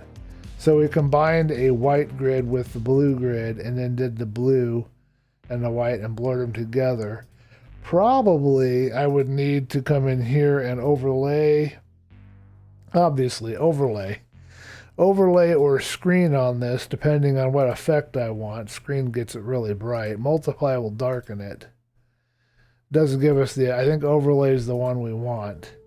Now I've brought some of that color in, so we've got this kind of a glowing. And you can do the same thing for any sort of text. I'll show you that in a second. Yeah, vaporware. I am determined that I'm going to get this figured out and have this drawn at some point, because I love drawing grids. I don't know why. I'm obsessed with grids. So I'm going to sit here and draw this 3D grid perspective someday. There's probably an easier way to do it. I was trying this. I haven't put it into the streams yet. I think... What was I doing first?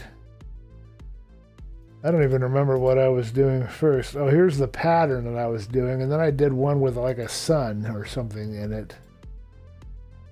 But yeah, this is the pattern. You guys recognize this. Same principles, using the different blurs for the glow, and then a different colors white overlaid on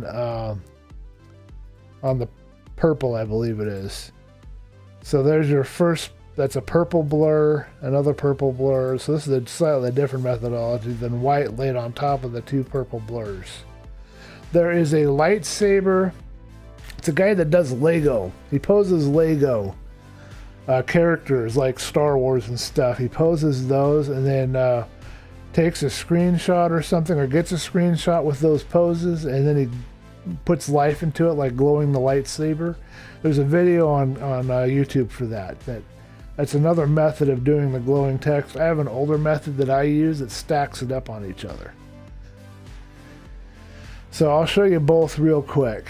We'll do a real quick glowing text, and then I don't know what else to do. I think I've run out of material. I got all this audience now, and I don't have any more ideas at the moment. I was going to design a thumbnail with you guys. We should spend a second and do a third life, not third life, we don't want to get in trouble for copyright issues, but a 3 life, let's do a 1920 by 1080, philosophy SMP. I need a thumbnail for my videos for that. I don't have one yet, so maybe I could do that. Just kind of play around with you guys while I'm doing it. You can see my workflow process while I'm trying to make something. Let me know what you think. Your handwriting can make V look like R. My handwriting can make U look like V. Snap to grid, show grid, snap to canvas edges, image, configure grid, and remember, 20 will work for your size for a 1920 by 1080. And then if you're having trouble with this busy background, you can put like a color, like a white or whatever behind if that helps you at all. And you can change the color. So if I wanted to do that, I would add a 1 here, and I would come over here to this. And instead of transparency, I would, well actually before I do this, I would reset this by this icon right here. Then I would add a layer. Then I would come over here. Then I would go to the background color, which is, no, that's white. I want the foreground. And then I put this on top of that. And then of course we can't see our grid anymore. So we'd have to go here to image and configure the grid.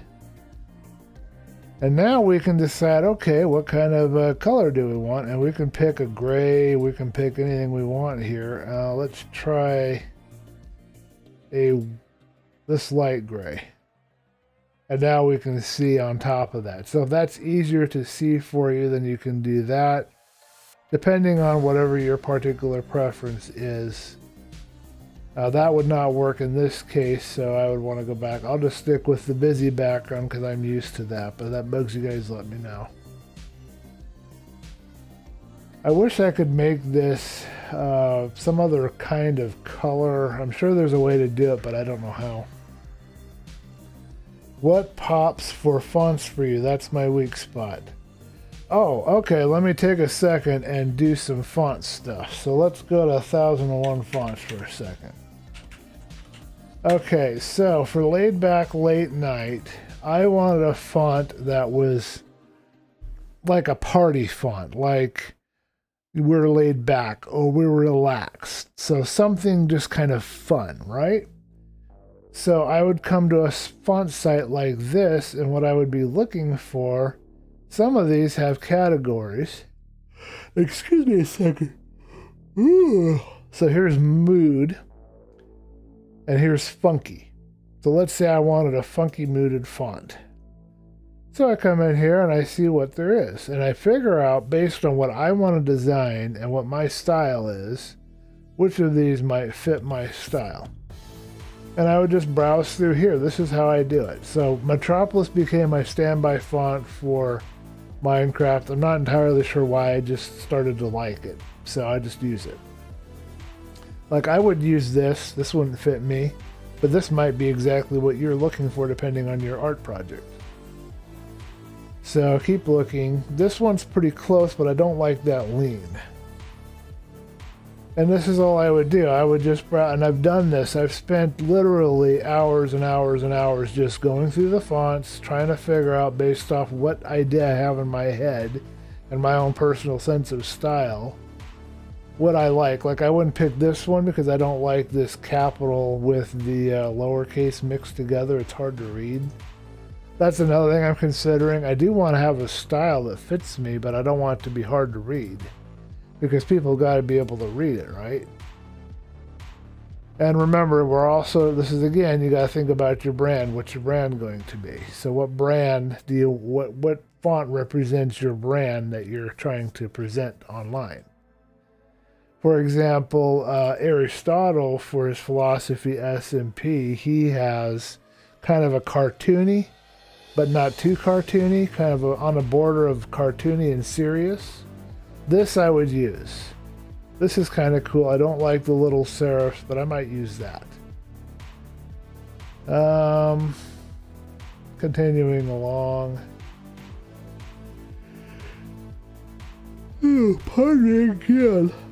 I was thinking something like metallic for the hardcore series, but I hadn't figured that out yet. What kind of metallic font I might use. So far no luck, but that's all I would do. I would just go through here and I'd find a font that I liked, that I thought was readable, that reflected the idea I had in my head, that would fit with what I wanted to do. I'd decide if I want these little serifs or not. I'd decide if I like the way the font leans or how they've done the letters. I also want to make sure that all of the colons and all of that are represented in the font. So even after I pick a font, I have to test it out in a Word document or somewhere and see what I think of it. And that's how I go about that. Does that help? Yeah, 1001 fonts, and Duff font would be another one. Yeah, there's some pretty terrible font names in here. Getting kind of on the borderline there. Recently, I wanted to do some calligraphy.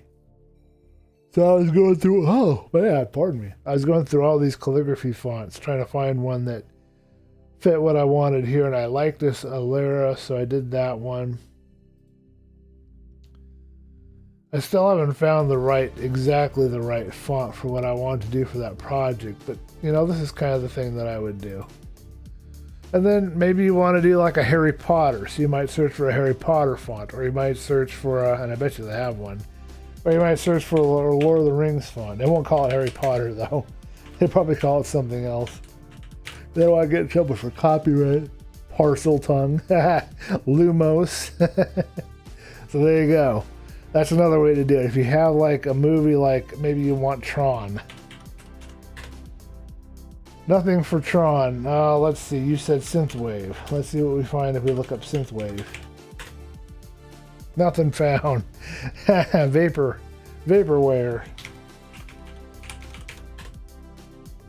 Vaporwave. We might try Blade Runner too. Okay, so there's what they think is a Vaporwave font. How about Blade Runner? The original Cyberpunk. Nothing for Blade Runner. How about Cyberpunk? So there's some Cyberpunk for you. How about Ghost in the Shell? Nothing for Ghost in the Shell. But then if I was looking for a specific font like that, I'd do Ghost Shell Free Font, and I'd see what shows up.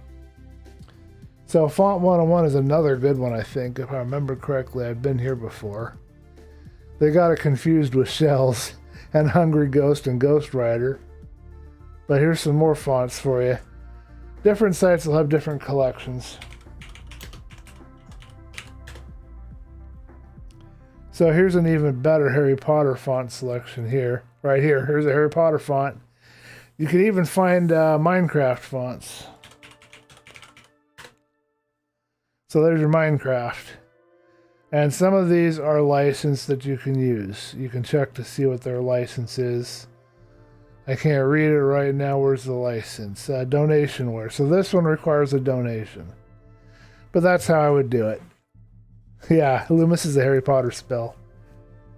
It's actually based off of Latin, believe it or not. So did that help you? Did that help you through fonts? Now another way you could do fonts very bright is you can actually draw your own, and we're going to show you how to do that right now, believe it or not. I bet you didn't know that, did you? I'm not going to do like an official, big fancy smancy type thing here. They have font editors for that, and I don't know that I'm game for spending the time to learn a font editor. But let's say for like the DB, for example, let's say I wanted to whip up something real quick. I've got a couple of ways that I can do this. Now here's the problem. There's no square brush in this program. So if I was to say do a size 16, I've got my hardness at 100. There's my little ball. That's too big. Let's go with 8. I can press and hold after I click. I've got my snaps on, snap to guide, snap grids on. So once I click, I can press and hold shift and I can get a straight line. Okay, so that's how you get a straight line. And I can go down here and I can do something like, say, this. Somebody's phone's ran off the hook. So let's say we do this type of a font right here. Now there's a problem with this, and I'll show you it in a minute.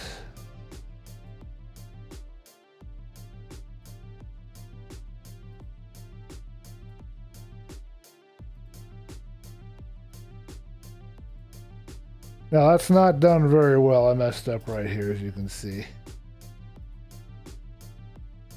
But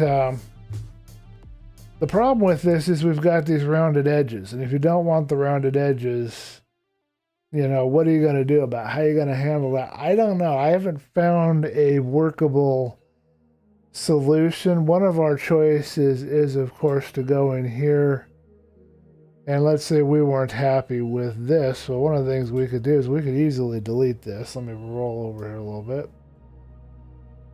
and redraw it if we wanted to. Oh, I'm not going to do that actually. Let's go in here and we'll just cut off part of it. So here's one of the things we can do. Hold on, select none. So if I come in here and I just go along here, I can cut the top of this off. Remember how I showed you how to do the clear thing earlier? So that will sharpen up the edge. That'll have a nice sharp edge right there. That'll be squared. So that's one way I can do it. Another way that I can do it is I can come in here and I can actually try to draw around. I might have to make a smaller grid for that. But I could come in here and I could try to square it off. So if I change the grid size so it wasn't snapped exactly onto the middle of the grid, I could then square off my design. I think in this particular case the easiest solution is to just simply cut off the edges. But yeah, you'd want a smaller grid if you want to do more detail on your font. So if I go here to configure grid and I type in, say, 40? No, excuse me, image configure grid. I believe 10 is the one we want. Now I can do a little bit different. With this kind of a situation here, I can actually come in here and I can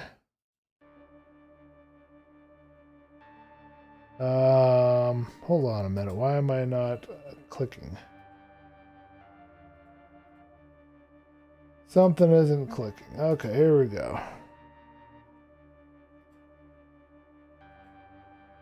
So I can clear this, and I'll show you another way to do this. And then I can come in here, select none,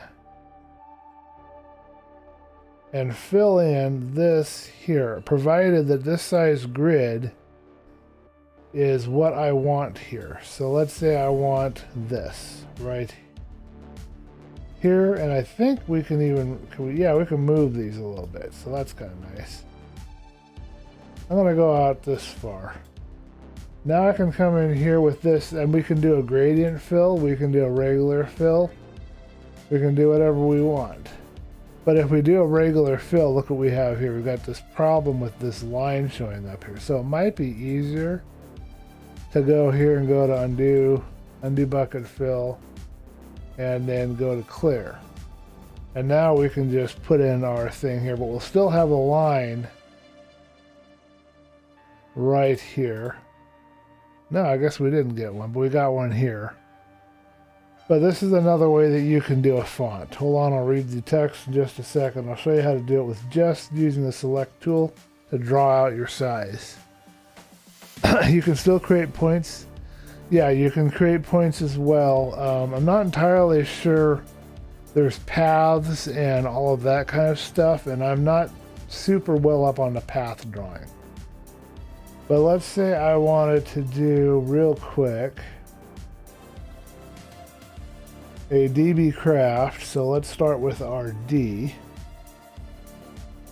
I'm trying to think the best way to go about doing this right now.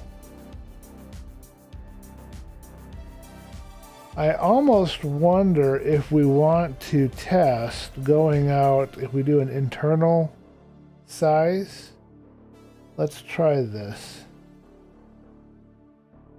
Let's see about growing it precisely 10, which is the size of the grid, or 5, depending on what it requires. I'm curious to try because I'm not entirely sure. Boy, I can't make this out at all. Can't see what I'm doing. But, oh yeah, we're way out of whack here.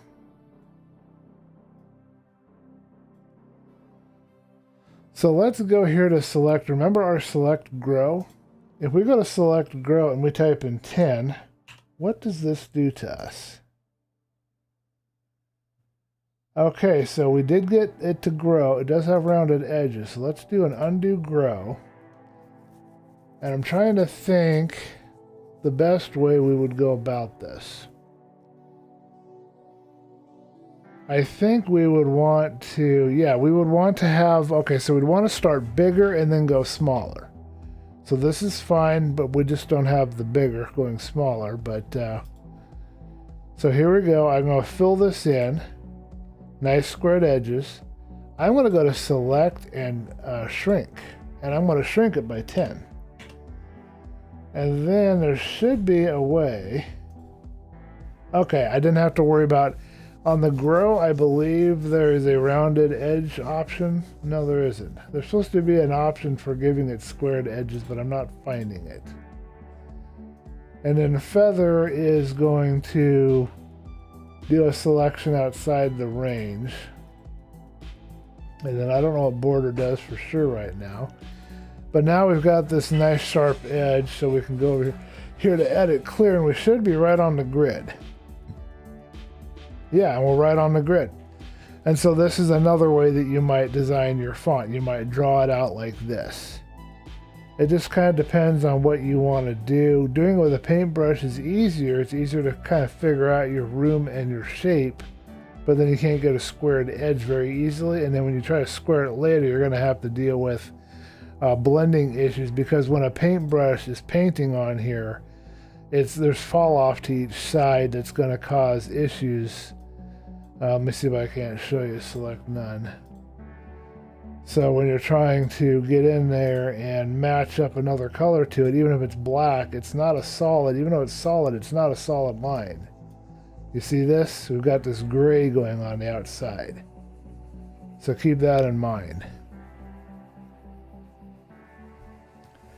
You just finished putting up your green screen. Okay, cool. All right, I am trying to think what else to do. All that would be left would be to figure out and to design with you guys we want to see Black Belt's screen when he gets it up and running. I want to design a thumbnail for the 3 Lives Hardcore. Let's see what we have over here in our wallpaper. I gotta close some documents out. But I am ready for some food, folks. I'm hungry. I don't think I have any good screenshots for 3 Lives Hardcore, huh? Alright, so I'm going to have to get a screenshot for 3 Lives Hardcore before I could do that. I think I've got one that I can use that would probably still work for 3 Lives Hardcore. I don't think, like this panda one, we could use this frowny panda that I got. I don't think that, because there's pandas and jungles in the 3 Lives Hardcore, obviously. What do you guys think? We'll use this. Let's do this. Let's have a little fun. Let's create the frowny panda backdrop here. And is this the right one? I've got 2 here. I don't know why the panda's frowning. I don't know why he's upset. Let's see. They're both the same. The frowny panda. Yeah, let us know how your green screen's coming there, Black Belt. DoorDash some tacos. Ooh. Ooh, I wish I had tacos. I'm going to have some noodles with some white sauce. I think that's going to be pretty good. Thank you, everybody who's been tuning in. This has been an experiment. I'm calling this experiment Scribbles. I wanted to see how much interest there would be in this sort of thing. Oh, I should go over this real quick with you guys. So all I did when I did the Philosophy SMP thumbs, I followed the colors that I showed you that were presented from Aries graphics that he had done. I did the shadow that I showed you. I duplicated the text, so you can see that right here. Behind the Season 2, I've got it. You can probably see it making a difference when I turn it on and off. There's the shadow layer, if you want to see it directly. And you can see what it does with each of these. That's all I did. I just lined it up. I lined this up here with his little icon that he had made, and I lined that up there, and then I put the episode. It's just normal white text. And then I did an O2 underneath it, and this is being done on Metropolis. This is all Metropolis font.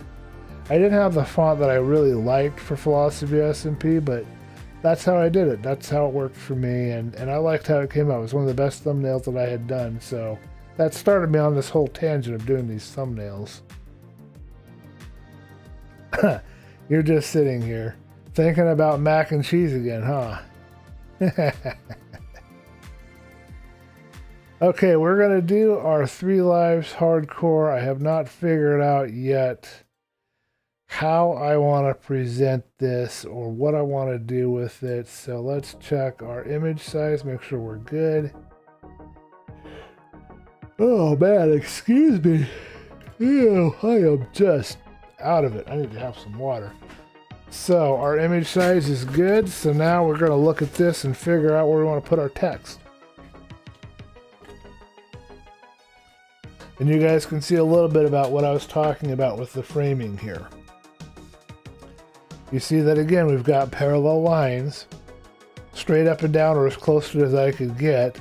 And I don't spend time thinking about this. This is just me standing there in the game and doing my absolute best to I just kind of got an instinct. This right here normally wouldn't happen. I was in a rush, so that's how you can tell, because this would normally be some kind of a corner, somewhere in the corner.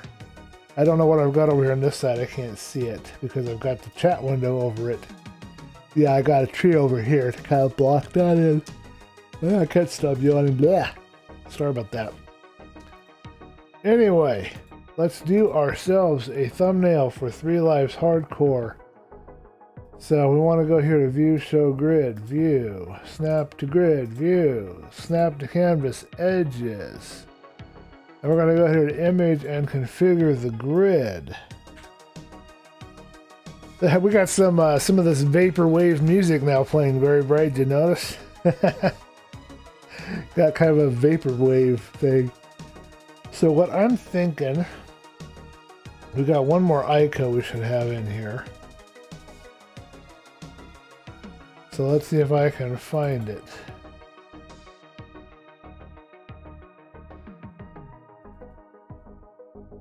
I believe that's my avatar, yeah. Excuse me a minute. What? Give me a minute.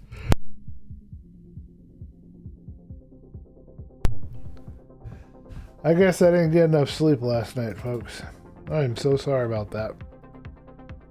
I did not require mac and cheese at this time. I like it. Okay, so here's our ICO. I want to put this into the image. I don't know if I want this size. So we'll start here. We'll go to select all, edit, copy. We're just going to build this thumbnail and then wrap up the video. Hopefully that would be okay with everybody. If you have anything you would like to see, any suggestions that you have, anything like that, let me know. I'm going back to transparency.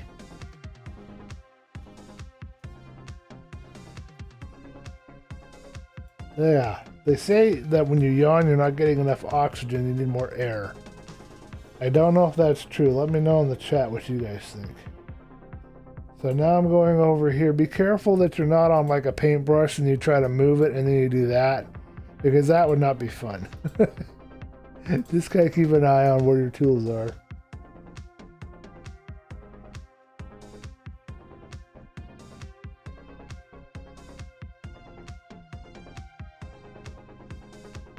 Okay. Zooming in. Frowny panda. Don't ask me why the panda's frowning. I don't know.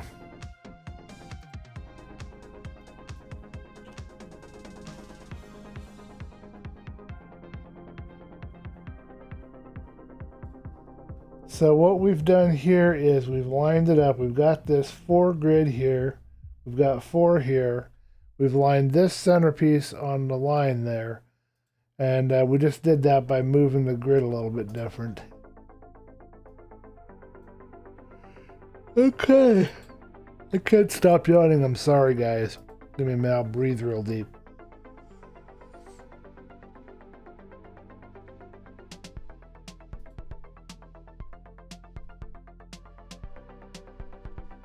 Okay, let's try that. Sorry if that was a little loud. Okay. So now if I look at this in proportion to our frowny panda, I think it's too big, honestly. So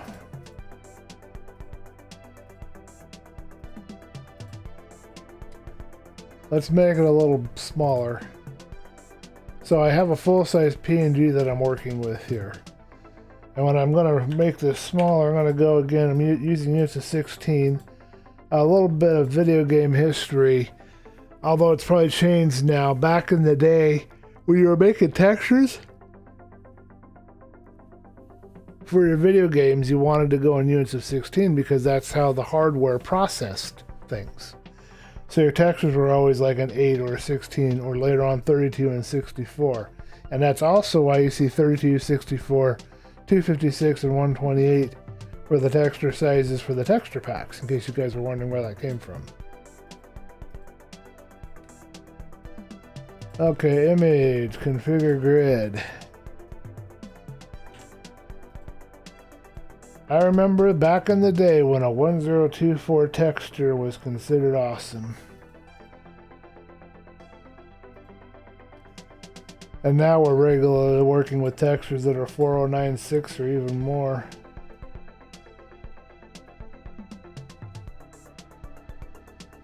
Minecraft probably had 8. Its textures are probably sized at 8 originally.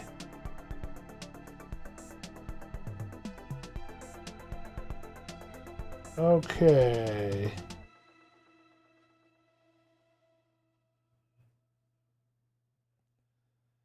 I think that's probably where we will have this. Let's anchor it in. It won't let you do anything until you anchor your layer, so just remember that, folks.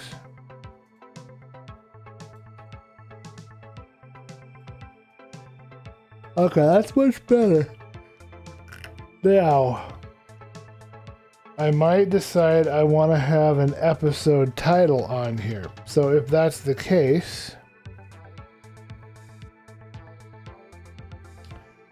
I post a picture of my green screen on Discord. Okay, I'll go look in just a second. That the on oxygen thing is incorrect. I have editing software like this now is the art app I barely use. Still multiples of 8. People just think 1 meg 1k when it's actually 1024. Yeah. Yeah, good old computer logic. Shows you how old I am, I guess. Know some obscure things like that. And I'm not even one of these engineer computer specialists. Okay, so I'm thinking I might want to copy the episode 1 thing that I had previously with the philosophy S&P series. And I want to use the same colors, probably. So we will start with our font here. I want Metropolis again. And I usually go with a really bold so it stands out. I can also do a heavy. And of course I want to reset this back to 0. And I've got my font. It's going to be white, and I'll just do that. Just this little arrow here, and I can pick what I want there. And this is not going to fit in here. It's going to look funky, but that's okay. And now we'll just say maybe 16. Too small. We will try 24. Probably too big, but we're not 100% sure on that. Let's do 64. Might be too big. We'll try 48 initially. Sounds good to me. The music is interesting. I think I like it. So now I want to move this box and line it up somewhere where I'm happy with it. So I don't know exactly where that is. Just kind of winging it and feeling it out, figuring out what I want to do here. I'm actually thinking that might be a little larger than I really, truly want.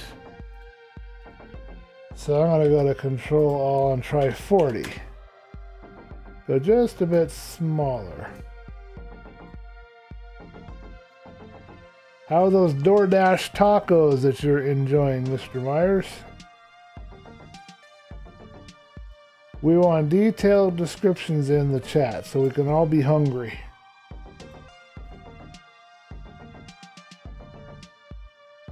Are they spicy? Do you like extra spicy food?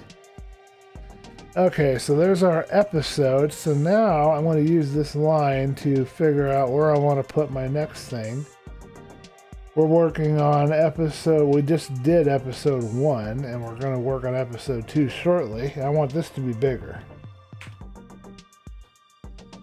That's not helping me any. There we go, and I like that size already. I might even leave that, but let's go a little higher.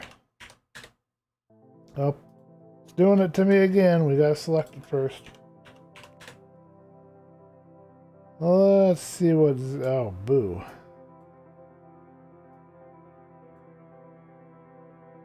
Alrighty. And I lost track of my doohickey. That's the technical term for it, by the way, just in case you were wondering.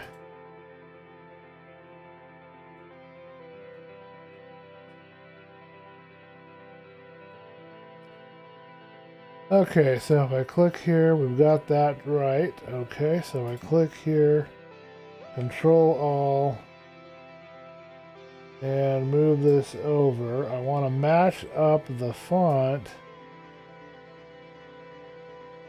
Oh, with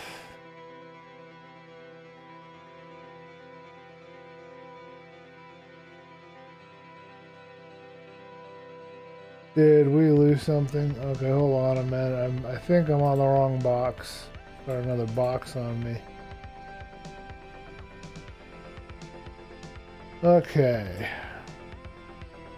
And I think that's just a bit larger than I want. So let's go ahead and try 128 again. And move that over. I'll check the comments in just a second, or the chat rather.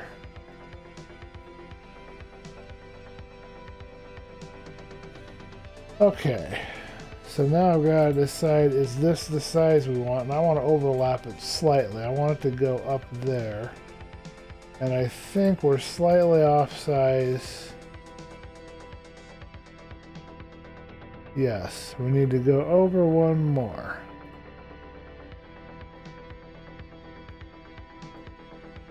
But now we've got a tough question.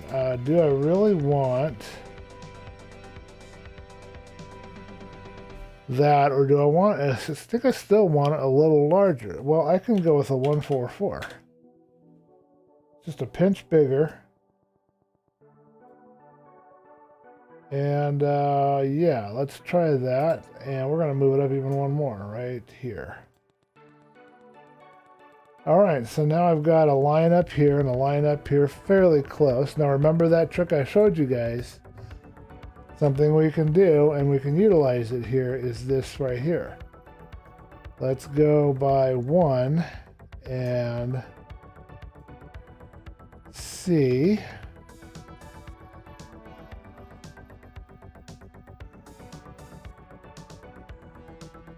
if that lines it up any better.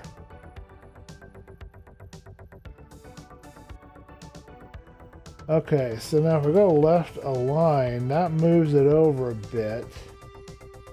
For some reason, center's not giving us a proper center. But I think it might be because this episode is slightly... Yeah. Let's try that. Let's go up one more. And... Okay.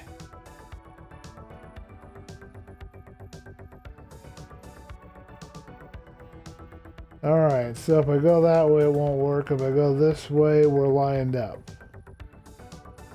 Okay, let's see if we like that.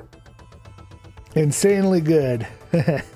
Super hot sauce. Oh, man. Asada, carne asada. Oh, I'm jealous. I am jealous. I admit I'm jealous. Alright, I think I want a bit more space here.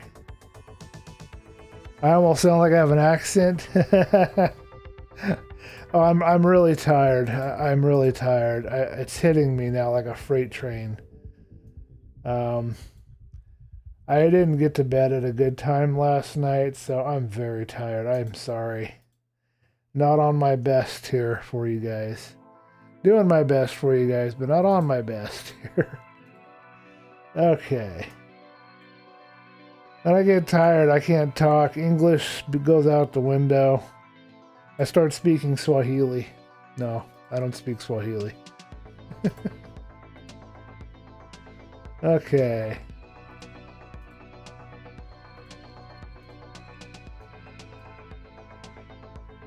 Alright, so now if we were to attempt to go back to do a normal center align, what do I think of that positioning? Well, I don't know about you guys, but I think we've got it. And that's basically the process, folks. That's what you got to go through. Figure out where you want to put stuff, adjust, tweak. I kind of like how this is almost centered on the sword. Not quite. And I could go up a little bit more if I wanted to. But I think I would leave it just like it is. I don't think I want to change much else on it. So let's take a look without the grid what it looks like and save it. Always remember to save incrementally, folks. So we're going to call this Mad Panda back, or Mad Panda thumb 1.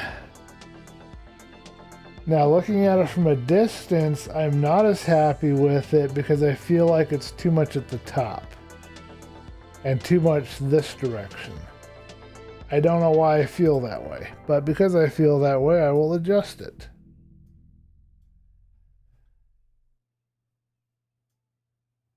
So, view, show grid.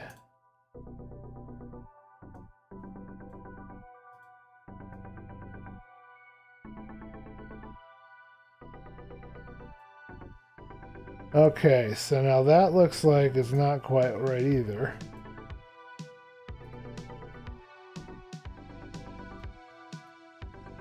And then how far down did we want to go? Keep in mind when you do your selection box, you do not want to cut off your little trails of your peas or whatever you got going on there. You won't like that result.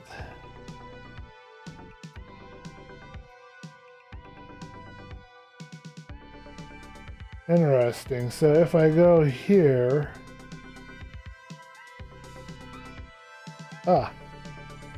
make sure you're on the right one too.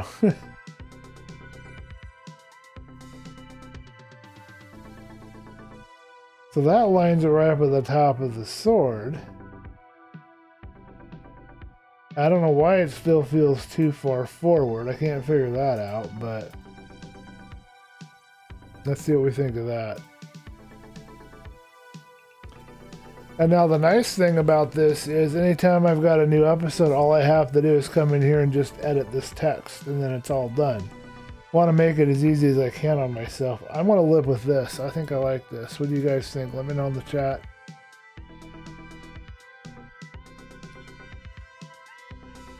Okay, so now we've got that done. The last thing is we need the 3 lives hardcore. Now, we went to all this work to do this, but really we should use a Philosophy SMP graphic because this is a Philosophy SMP series, or spin-off. I think I try to avoid sleeping. I just stay up on my phone. I don't have any trouble falling asleep when I want to. Yeah, I feel like I want to sleep this time. I'm sorry, man. I'm putting you to rest, putting you to sleep over here. Sorry about that. Yeah, so I can do it that way. I can use the Philosophy SMP icon underneath if I want instead. Let's see if I like that better. We might as well have a little bit of fun with this. Let's delete that temporarily. I think our font is lined up where we want, but we'll have to adjust it again. I don't want a layer group. I want a new layer. And I want a transparency. We gotta go look at Black Belt's screen. Yeah, we're about wrapped up here too, folks. I don't think we want to go much longer. 2 hours seems good. Everybody's feeling a little tired. I'm feeling hungry. This talk of tacos, man. This talk of tacos. I think Ari will let me know if we're not okay to use the Philosophy SMP icons for the 3 Lives Hardcore, but I'm assuming we're okay with it because it is basically a Philosophy SMP series, in a sense, in between hiatus or break or whatever. Anyway, select all, edit, copy. Let's go in here, edit, paste. And where did it paste? Okay, we've got some kind of grind. Oh, okay, it's really huge. I don't want that. Select all. Image, scale image. So we've got a really huge file. Oh, wow, it's bigger than I thought. Wow, this is huge. Okay, let's, I want the biggest one to scale down because I want the best quality I can get. Let's try 384, folks.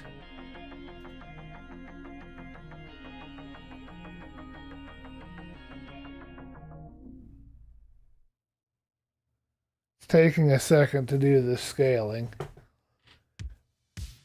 Alright, edit, copy, edit, paste. Alright, our sizing isn't right, so let's do an undo paste, undo scale. I'm pretty sure we're going to want 512.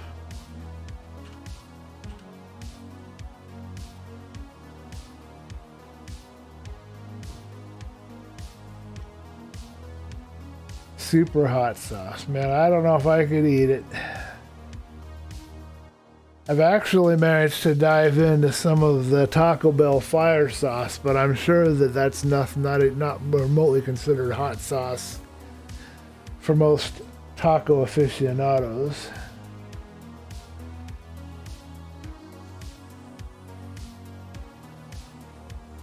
I like this music. This makes me think of the music that they did for Tron. The new one. Did you guys watch that? Let me know what you think in the comments. What this reminds me of. Okay, so let's try it with the Philosophy SMP icon here. And see if we can figure out how we want to place this. So I want that glow right at the bottom of the screen. And I want to be relatively over one, up one.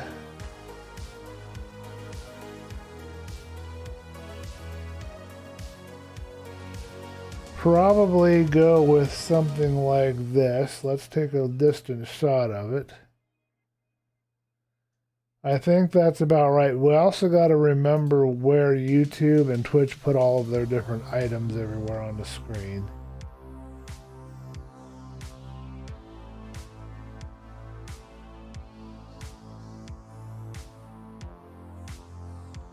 Let's go with this, a 3x3. And we'll paste that in. And we'll move this and figure out where we want it.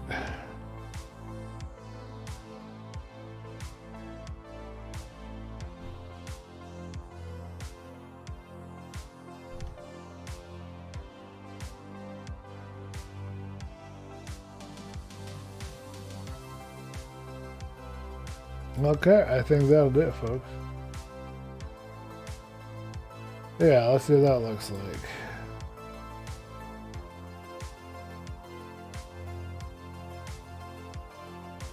Alright, so there we go. We've got our episode 1 ready to rumble, and we'll save this as another incremental copy.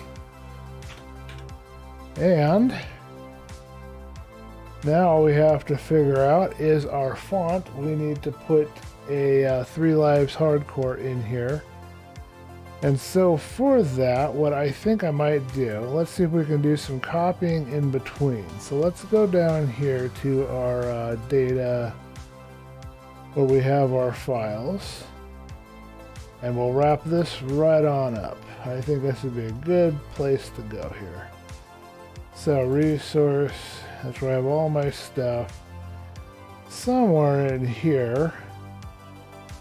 If you guys thought of any questions or anything, be sure to let me know and I can address them before I get out of here. So, Philo Thumb stream, we don't want that. Here we go. Philo Thumb for XCF.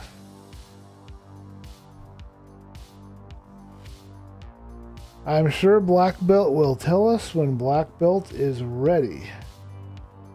So what I was thinking of doing, and Ari can let me know if that's going to be an issue. What I was thinking of doing is I would go ahead and actually I could just use this and then just take the panda out of here. That would be even better.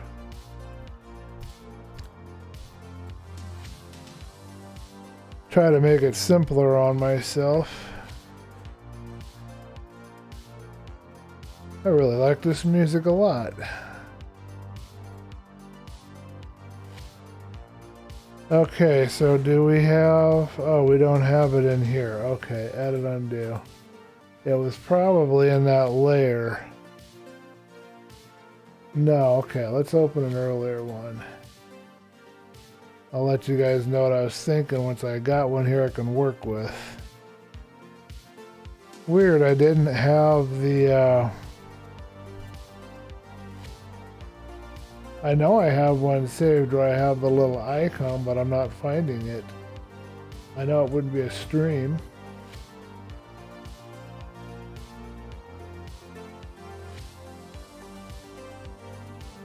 Okay, so here we go with this. So what I was thinking...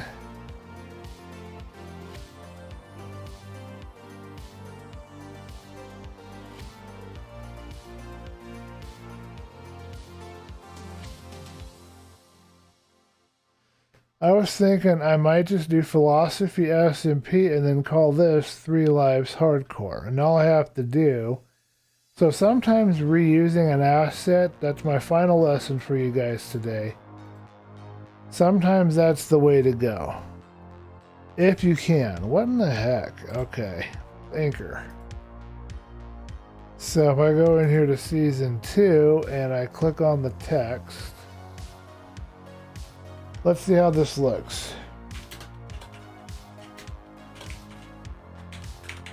Now, the only problem with this is, of course, let's show the grid, view, snap to grid, view, snap to canvas, edges, image, configure grid, and 20 is fine. This is a little longer than the top two in the lengthwise, and we don't want that. We want to keep the sizing consistent. So we might try this. And that kind of works, I think. Now, if we wanted to, we could also try to expand this 3 lives to match the SMP or something and get all fancy. And then all we have to do here is just take this and delete the shadow layer. And in this case, we can see how, compared to the other, how our drop shadow is going to look by doing the filter drop shadow. Okay, so if we go to filter, light and shadow, drop shadow, and give this a try. Let's try a 16. I need to press enter to get it to set. And 8. And we'll go up to 750. We'll see how it stacks up to the other shadow, which was copied over and put behind.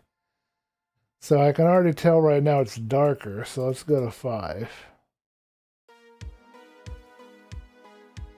Okay, now let's zoom in and see what we think of it up close. Okay, so what I want to do now is I want to see, is there...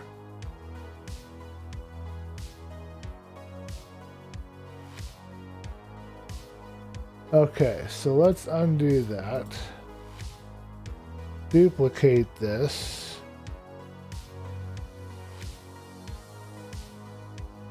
And repeat the drop shadow there. Okay, and then SMP drop shadow. I think it'll work. 3 hardcore hearts there. Ooh, that's a really good idea, Very Bright, but I'd have to draw a heart. I can do it. I mean, yeah, that would work.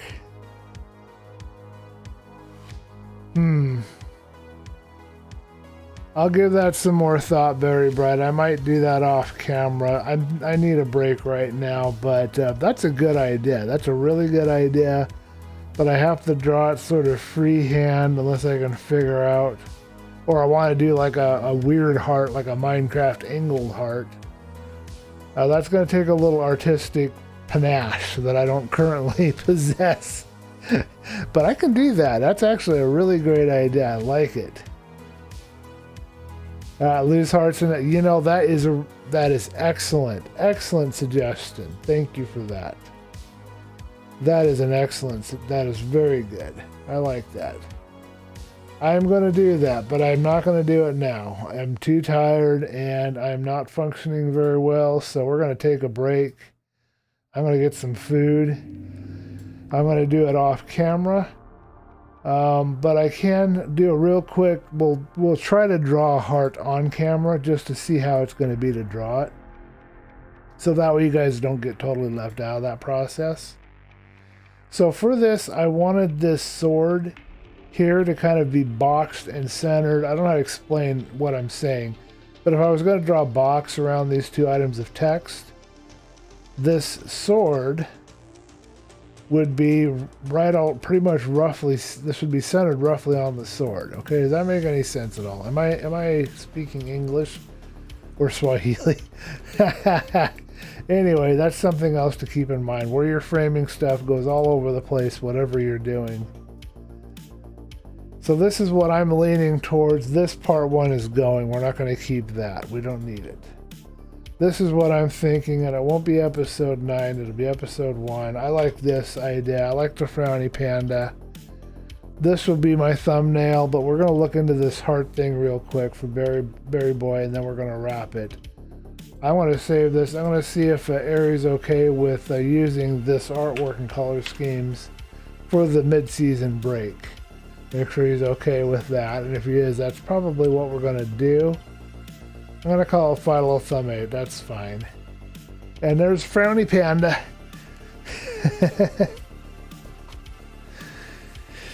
I needed to sleep better. I stayed up late last night doing stuff, trying to get things done, so...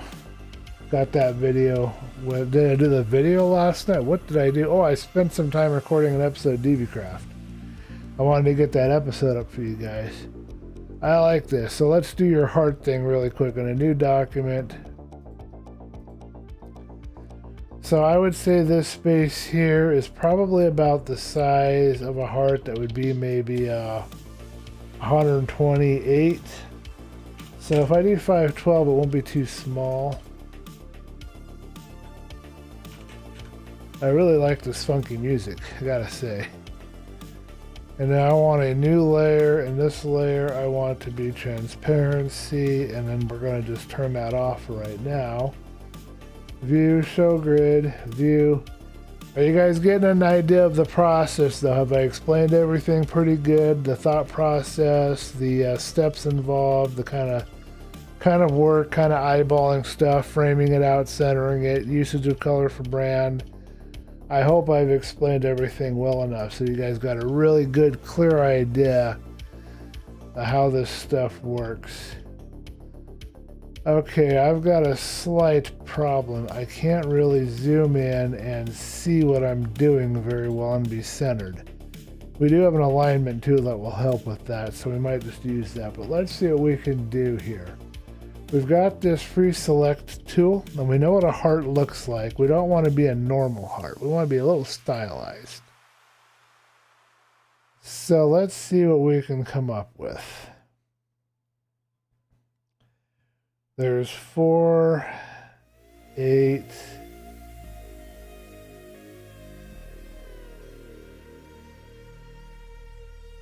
What I really need, let me do this different. View, show grid, or image grid. What I really need is a much larger grid so it's much easier to see. Let's try 32. Select none. I like this song here too. Okay, I hope I did good. I hope I explained it to you guys really well and you got it. Anything I can do to help you guys. Because, you know, there's not a lot of tutorials and information about this stuff out there. And if you ain't got the money to go to Fiverr, well, you gotta do your own thing. So you gotta become your own graphic artist. And I'm hoping I've helped you guys out towards that. And I believe you can do it. I don't think there's anything you can't do that you can put your mind to, man. If you want to draw, you can do it. You just gotta want to, and you gotta find your reasoning. They say it in sales type meetings all the time. It gets kind of corny, I know, but it doesn't mean it's not true. You got to find your reason why. What is your reason why? It applies everywhere that you look. Everything you're doing. Let's see.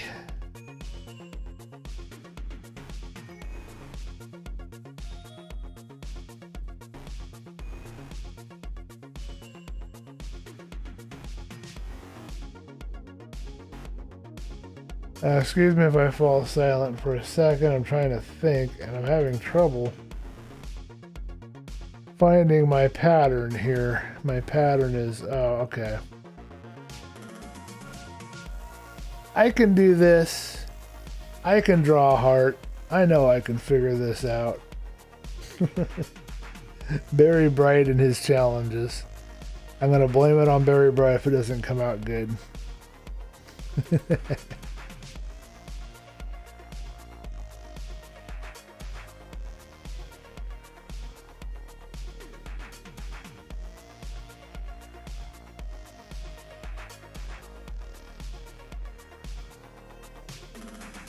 Okay.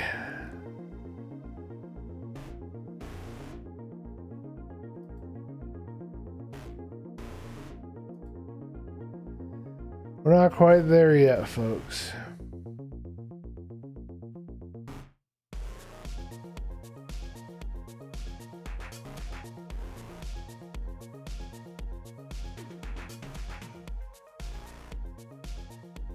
I like this music. I like it. I'm rocking out over here.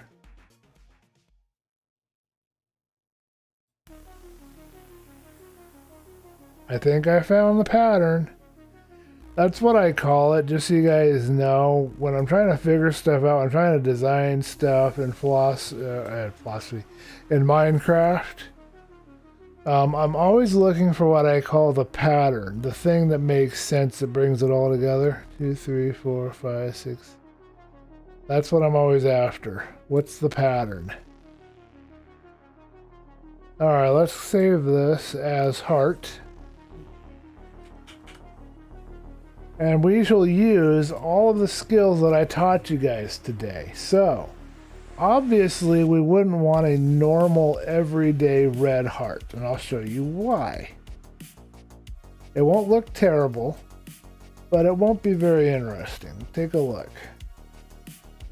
Excuse me, why am I not drawing? Hold on a minute, I can't read my layers.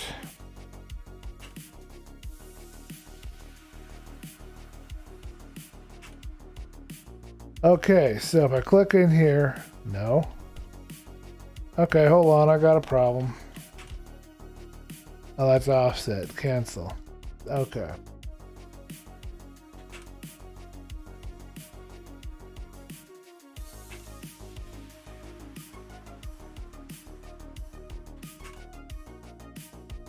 Alright, so if I fill this with red, there's nothing strictly wrong with that, but it's flat. It's kind of boring, right?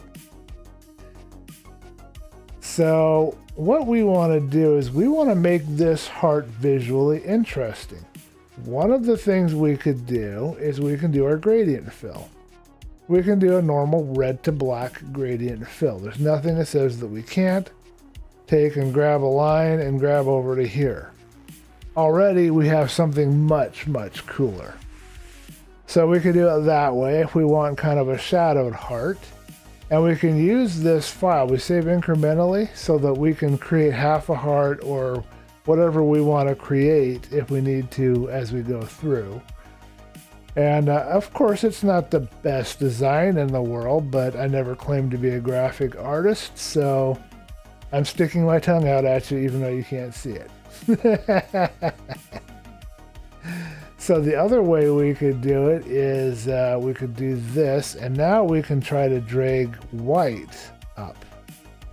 So I would probably pick, maybe here, and do something along this line. Now, if we get rid of the grid, let me know what you guys think of that. Already, because we use the gradient tool, we have ourselves something really cool. Okay, what other tool, and I'm going to ask you guys a question, putting you on the spot now. What other tool can we use out of what I showed you guys today? There's one other tool we can use to make this heart awesome. Anybody have a guess? Post a thing there in the chat. I'll wait a second or two.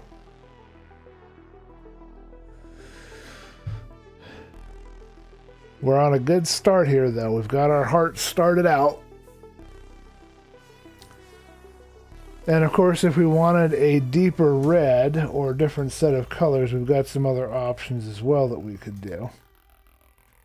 I'm going to experiment really quick while I wait for you guys to comment. I'm thinking let's try a 50. And see what that does. View, show grid.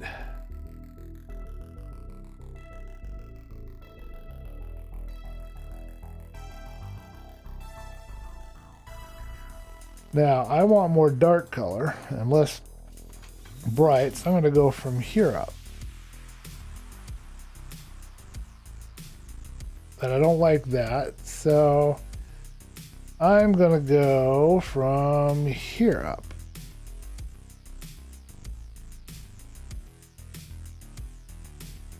Then we'll see what that looks like.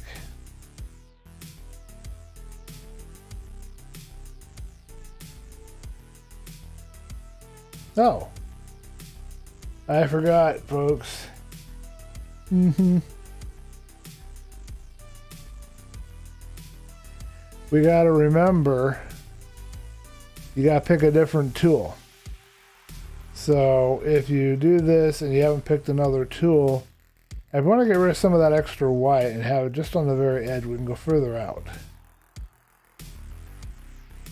Like maybe here or maybe even here. I kind of like having a little of that white on the edge.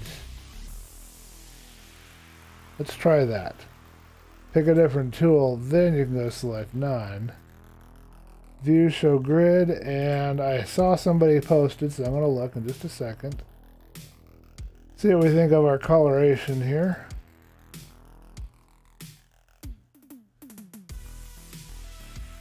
Shadow. You like it better with the heavy black, or you like it better than the heavy black gradient? Gotcha. Yes, you're on the right track there. Very bright shadow. 10 points to Gryffindor. Or are you part of Gryffindor? Are you Slytherin? Or are you Hufflepuff? Let me know which one you are. Okay, yes, 10 points to Gryffindor. So what we're going to do here is we are going to duplicate this, because I'm not sure how to work with this drop shadow 100% yet. So first let's leave this on and just shadow this right here and see what we've got. So shadow, drop shadow. And this time we want a bigger drop shadow. So we're going to want a bigger circle and probably stronger lines. Okay, so that looks pretty good. It looks decent. I'm stuck with one angle, which I don't like. Now let's see what we think of that versus take the layer copy and go to select all. Turn this off.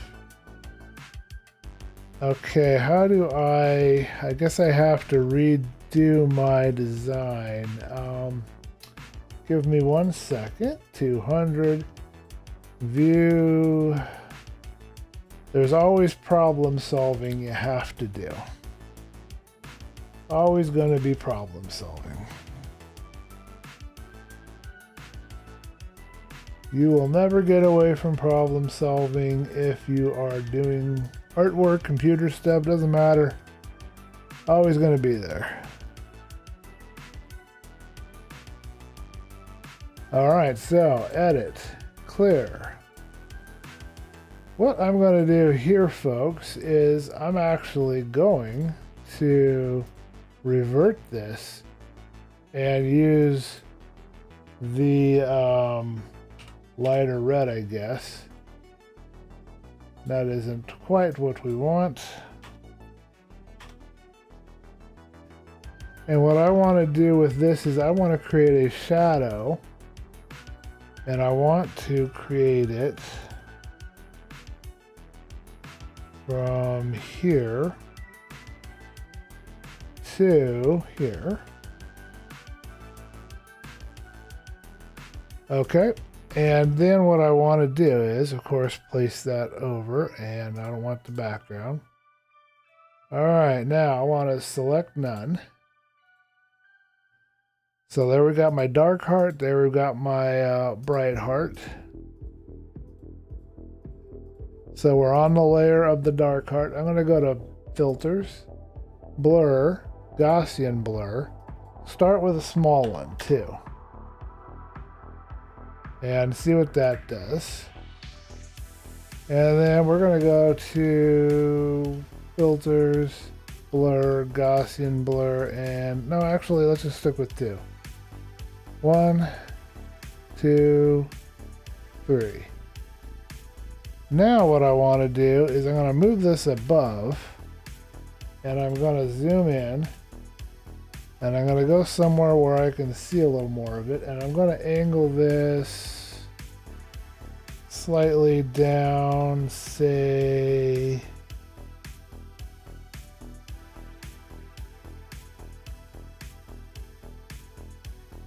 to here, just to see if we like or hate this.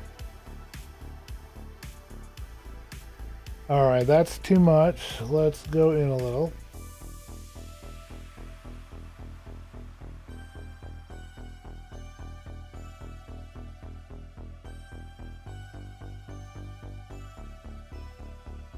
Let's zoom in a little more.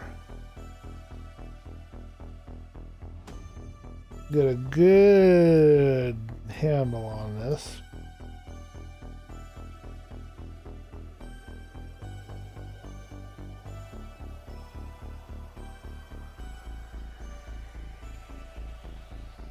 So this is what the shadow would look like if we do a multicolored shadow and wanted to go that route. So we got our 2 choices. We got our drop shadow and we've got our multicolor shadow. What do you guys think is better? You got your green screen working. Cool. Oh man, I'm waiting for it. Looking forward to it. Hufflepuff, okay. So what do you guys think? I'm kind of thinking the first drop shadow was better. This one's okay, but something about it's throwing me off. I'm not sure what it is. I'm going to go ahead and use this though. Let's just call this good. Let's save this as Heart 3. Let's go ahead and do this. I wasn't going to do it on stream, but let's do it, man.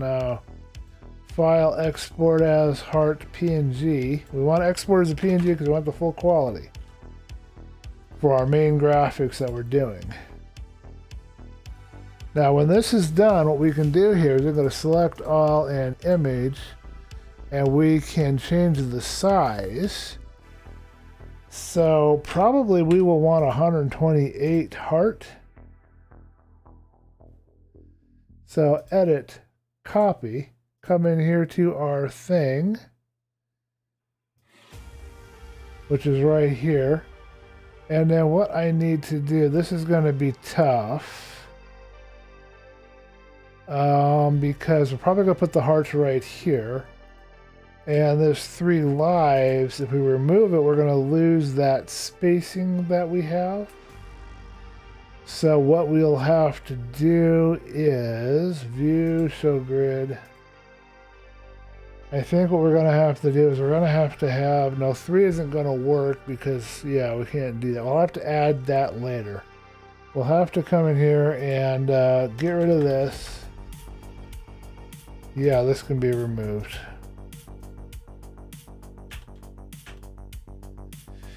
And we're going to have just hardcore. We'll leave hardcore right where it is. Oh, excuse me. I forgot that this is on a new line, so we want to have it this way. But we want to bring it down. Perfect. Okay, now we'll put on a new layer. I'm not sure where. I guess right here. Transparency, and we're going to put in this layer our heart. So edit, paste. There's our heart. And it didn't come out quite right.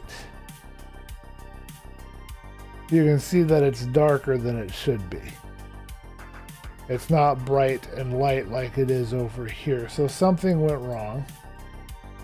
Easy to fix. Oh, because we had that highlighted. Okay, that's simple enough. Let's delete this layer here for one thing. Let's merge everything.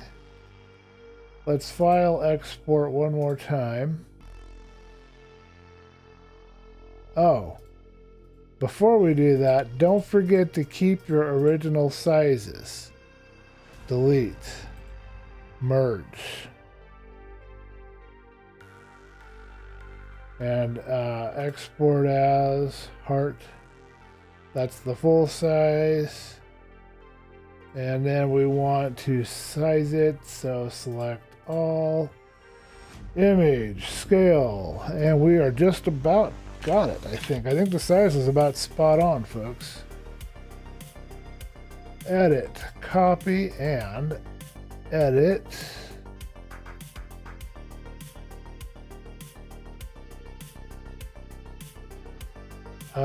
Paste. There we have it. We have our heart. And we only have 2 lives, so we can just add 2 hearts. Let's see how this looks. Now what we're going to have to do, this is going to be, what in the world?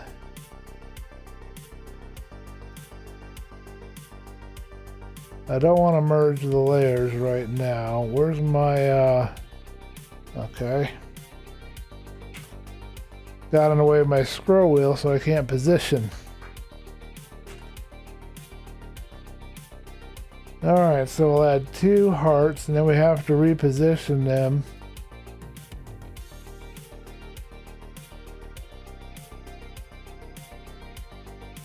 Once we figure out where they're going to go. Okay. Well, it's not perfectly on the grid, but that's fine. Now what we've got to do, let's go ahead and paste another one.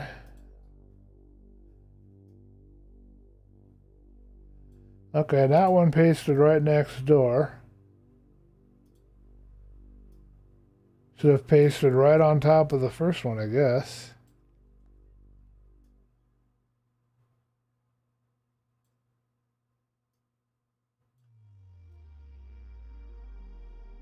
Well, I'll line it up with this hardcore as best I can.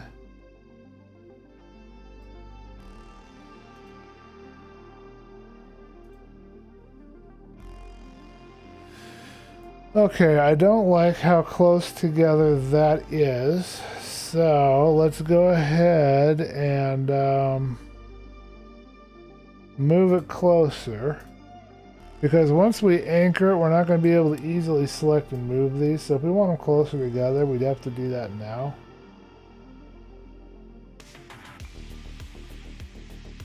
Okay, I think that's okay. So we're going to anchor that. And then we're going to move everything over, I think. We're going to put a 3 in here. And this 3 has to come in. Oh, poo. Alright, hold on a minute. Okay, here we go. 3. Wrong thing. So this should be 128, and we'll want red. So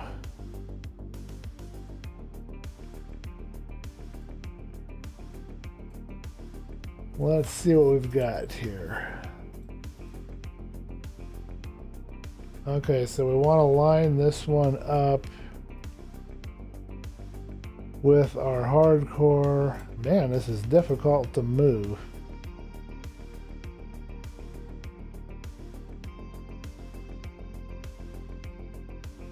So we're all the way against the side, it looks like, okay.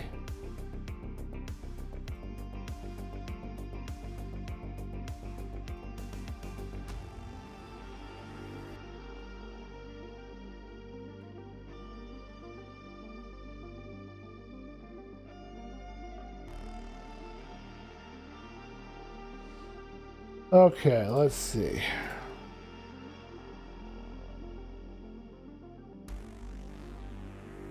If I move that over anymore, we're not going to have the fit that we want. I'm thinking it should be just underneath.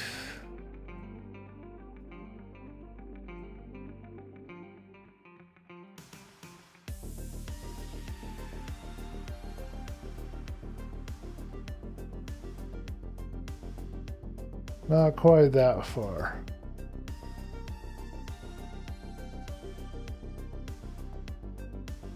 Uh-oh, black belt got in trouble. Got a message retracted. What'd you do this time, black belt?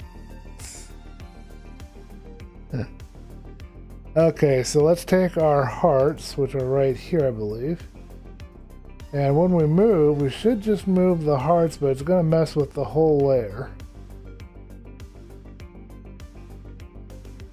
Okay, so now I want to do layer to selection. Remember that layer to image size. You want to make sure you match everything up. So view, show, grid, and zoom out, and let me know what you guys think. What do you think, Barry Bright? What do you think, Ari, if you're still there? What do you think, everybody else in the stream? Not remembering all the names, but the fellow with the tacos, everybody else who's there, what do you guys think? What do you think of this? So we're down to 2 hearts, and then we get down to 1 heart, we'll be down to 1. So I'm not sure I like the 3D appearance of them right now, of the hearts, but it's not terrible. It does look a little bit flat, like it doesn't have a proper shadow. One of the things I can do if I want to be particular, I've got this layer here. Can't I do this? Drop shadow right here. And then all I have to do is be really smart. 8 and 8, and then maybe about a 2. And maybe a little smaller. 4 and 4, and maybe a 1.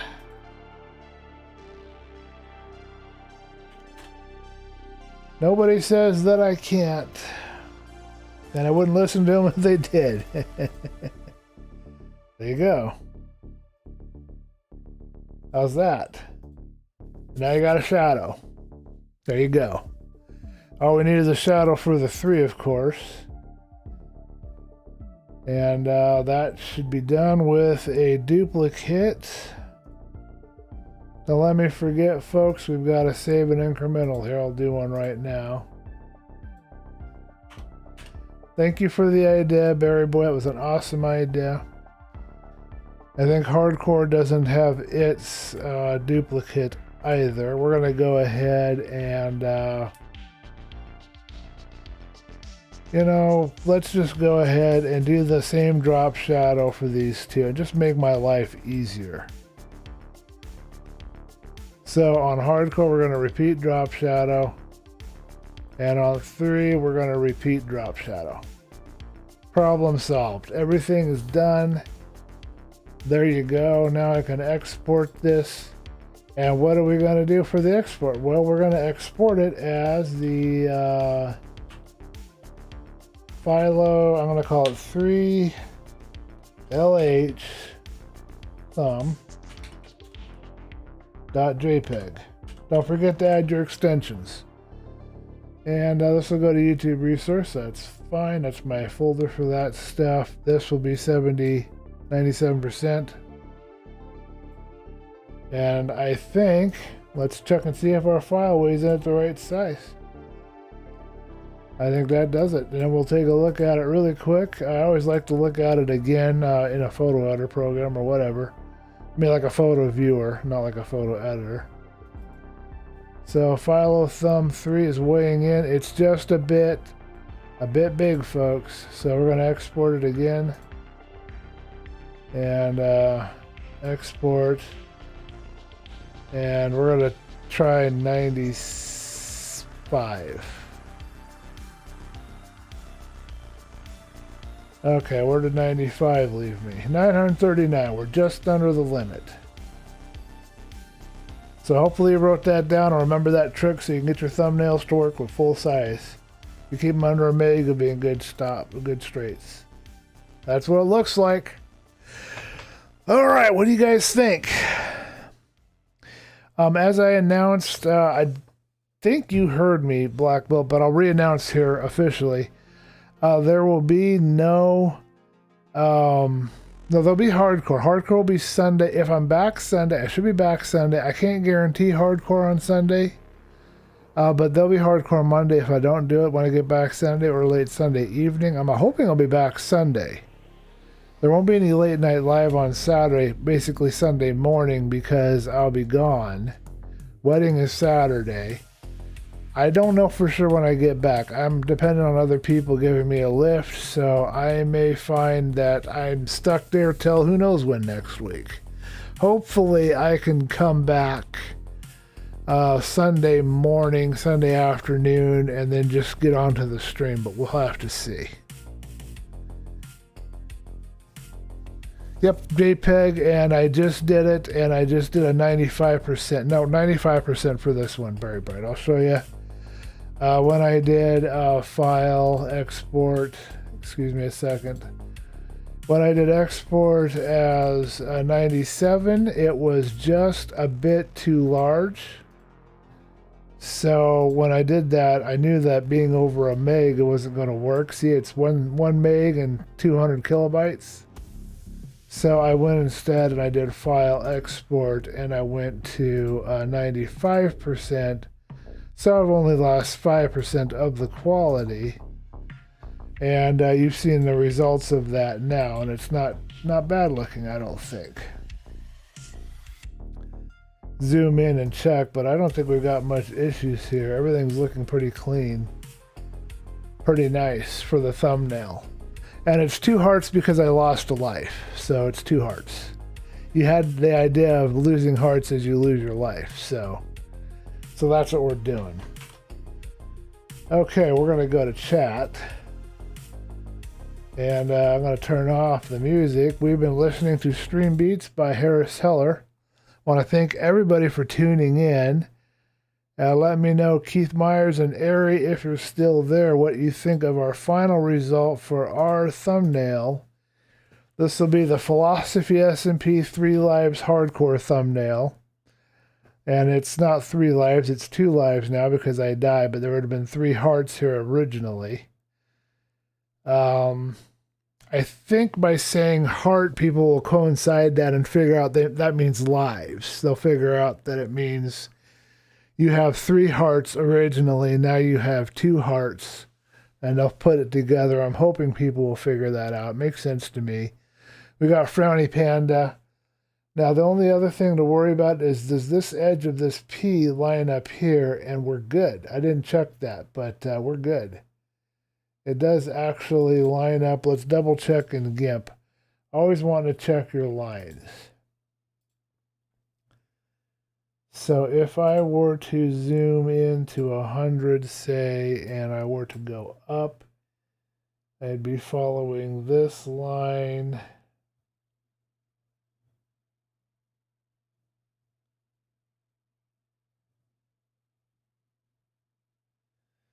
I think it's slightly off by 1 grid. So if I do any tweaking, you guys won't be able to see it on your screen because I don't have it on there right now. But if I did any tweaking, I would move over the Philosophy SMP little icon.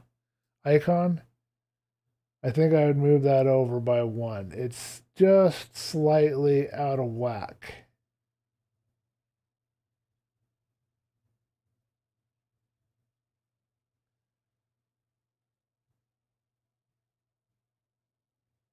Actually, it's pretty close. There are guides that you can use. If you go to view, you can go to different guides and stuff if you guys need them. There's rulers, there's guides. I didn't show you how to do any of that because I don't really know much about that. I've never used them, so. Alrighty, so that was the end product. But yeah, we're in the chat room now.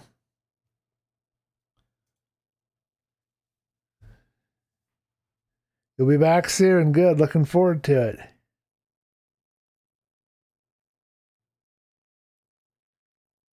You have the energy. Well, of course you do. You're a martial arts guy. You got to have lots of energy. Organizes my mess. That would take out all his energy. Creative world, building a mega base. Okay, that sounds fun. Prototyping it out. Yeah, he's doing copper. Lots of copper. Okay, guys, it's been almost 3 hours. Wow. I did not expect the time to go by that quick, but thank you everybody that tuned in.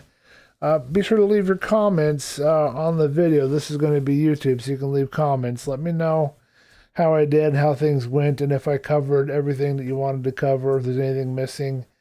I can do another stream of this later if everybody wants that. So I can do another Scribbles sometime in the future. I thought the title was pretty cool, so. Are you using aged copper or regular copper?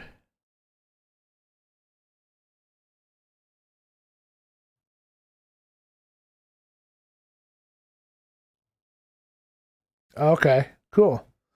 I'll take all the help I can get on your drawing, and I want to see you sit down with Gimp, Very Bright, and do some drawing on your own, man. I know you can do it. For the 3 Lives hardcore, gotcha. Yeah, if you want to sketch it out on a paper, if that works better for you, that's fine. You can also sketch it out in Gimp. Send me that, or you can just try and describe it to me. I'm game, whatever. I'll look at it. Yeah, I'm pretty happy with what I got right now, though. I'll have to wait and see. Okay, I'm looking forward to it. Okay, everybody, I am going to close out. I hope that's okay. I am ready for a break. I will see you guys in the next stream. The next stream will either be hardcore on Sunday afternoon, 4 to 6, or a little later if I have to delay it if I get back late, depending on how I feel. And, you know, keep in mind the emotional thing. That's going to have a weigh on me, too. So I might want to just come home, crawl into bed, and not get up for a year. I don't know. But depending on various factors, sometime Sunday evening, the earliest stream I can do will be the hardcore. If I can't do that, I will do the Monday DB Craft. I do have an episode ready for you guys. I did clean up the village. I did fence it in, and we're gonna build some trading hall and a breeder and a bunch of other cool things on camera. We're gonna fix up those stairs, so it'll be fun. It won't be as good as the hardcore, but it'll be something. Yeah, later. I'll see you guys later. Thank you guys for joining. Appreciate your viewership. And I hope you guys had a good time. Hope you learned. And I'm looking forward to seeing what you guys are going to draw and the kind of thumbnails you're going to make. And be sure to post questions if you have them in my Discord. I'll answer.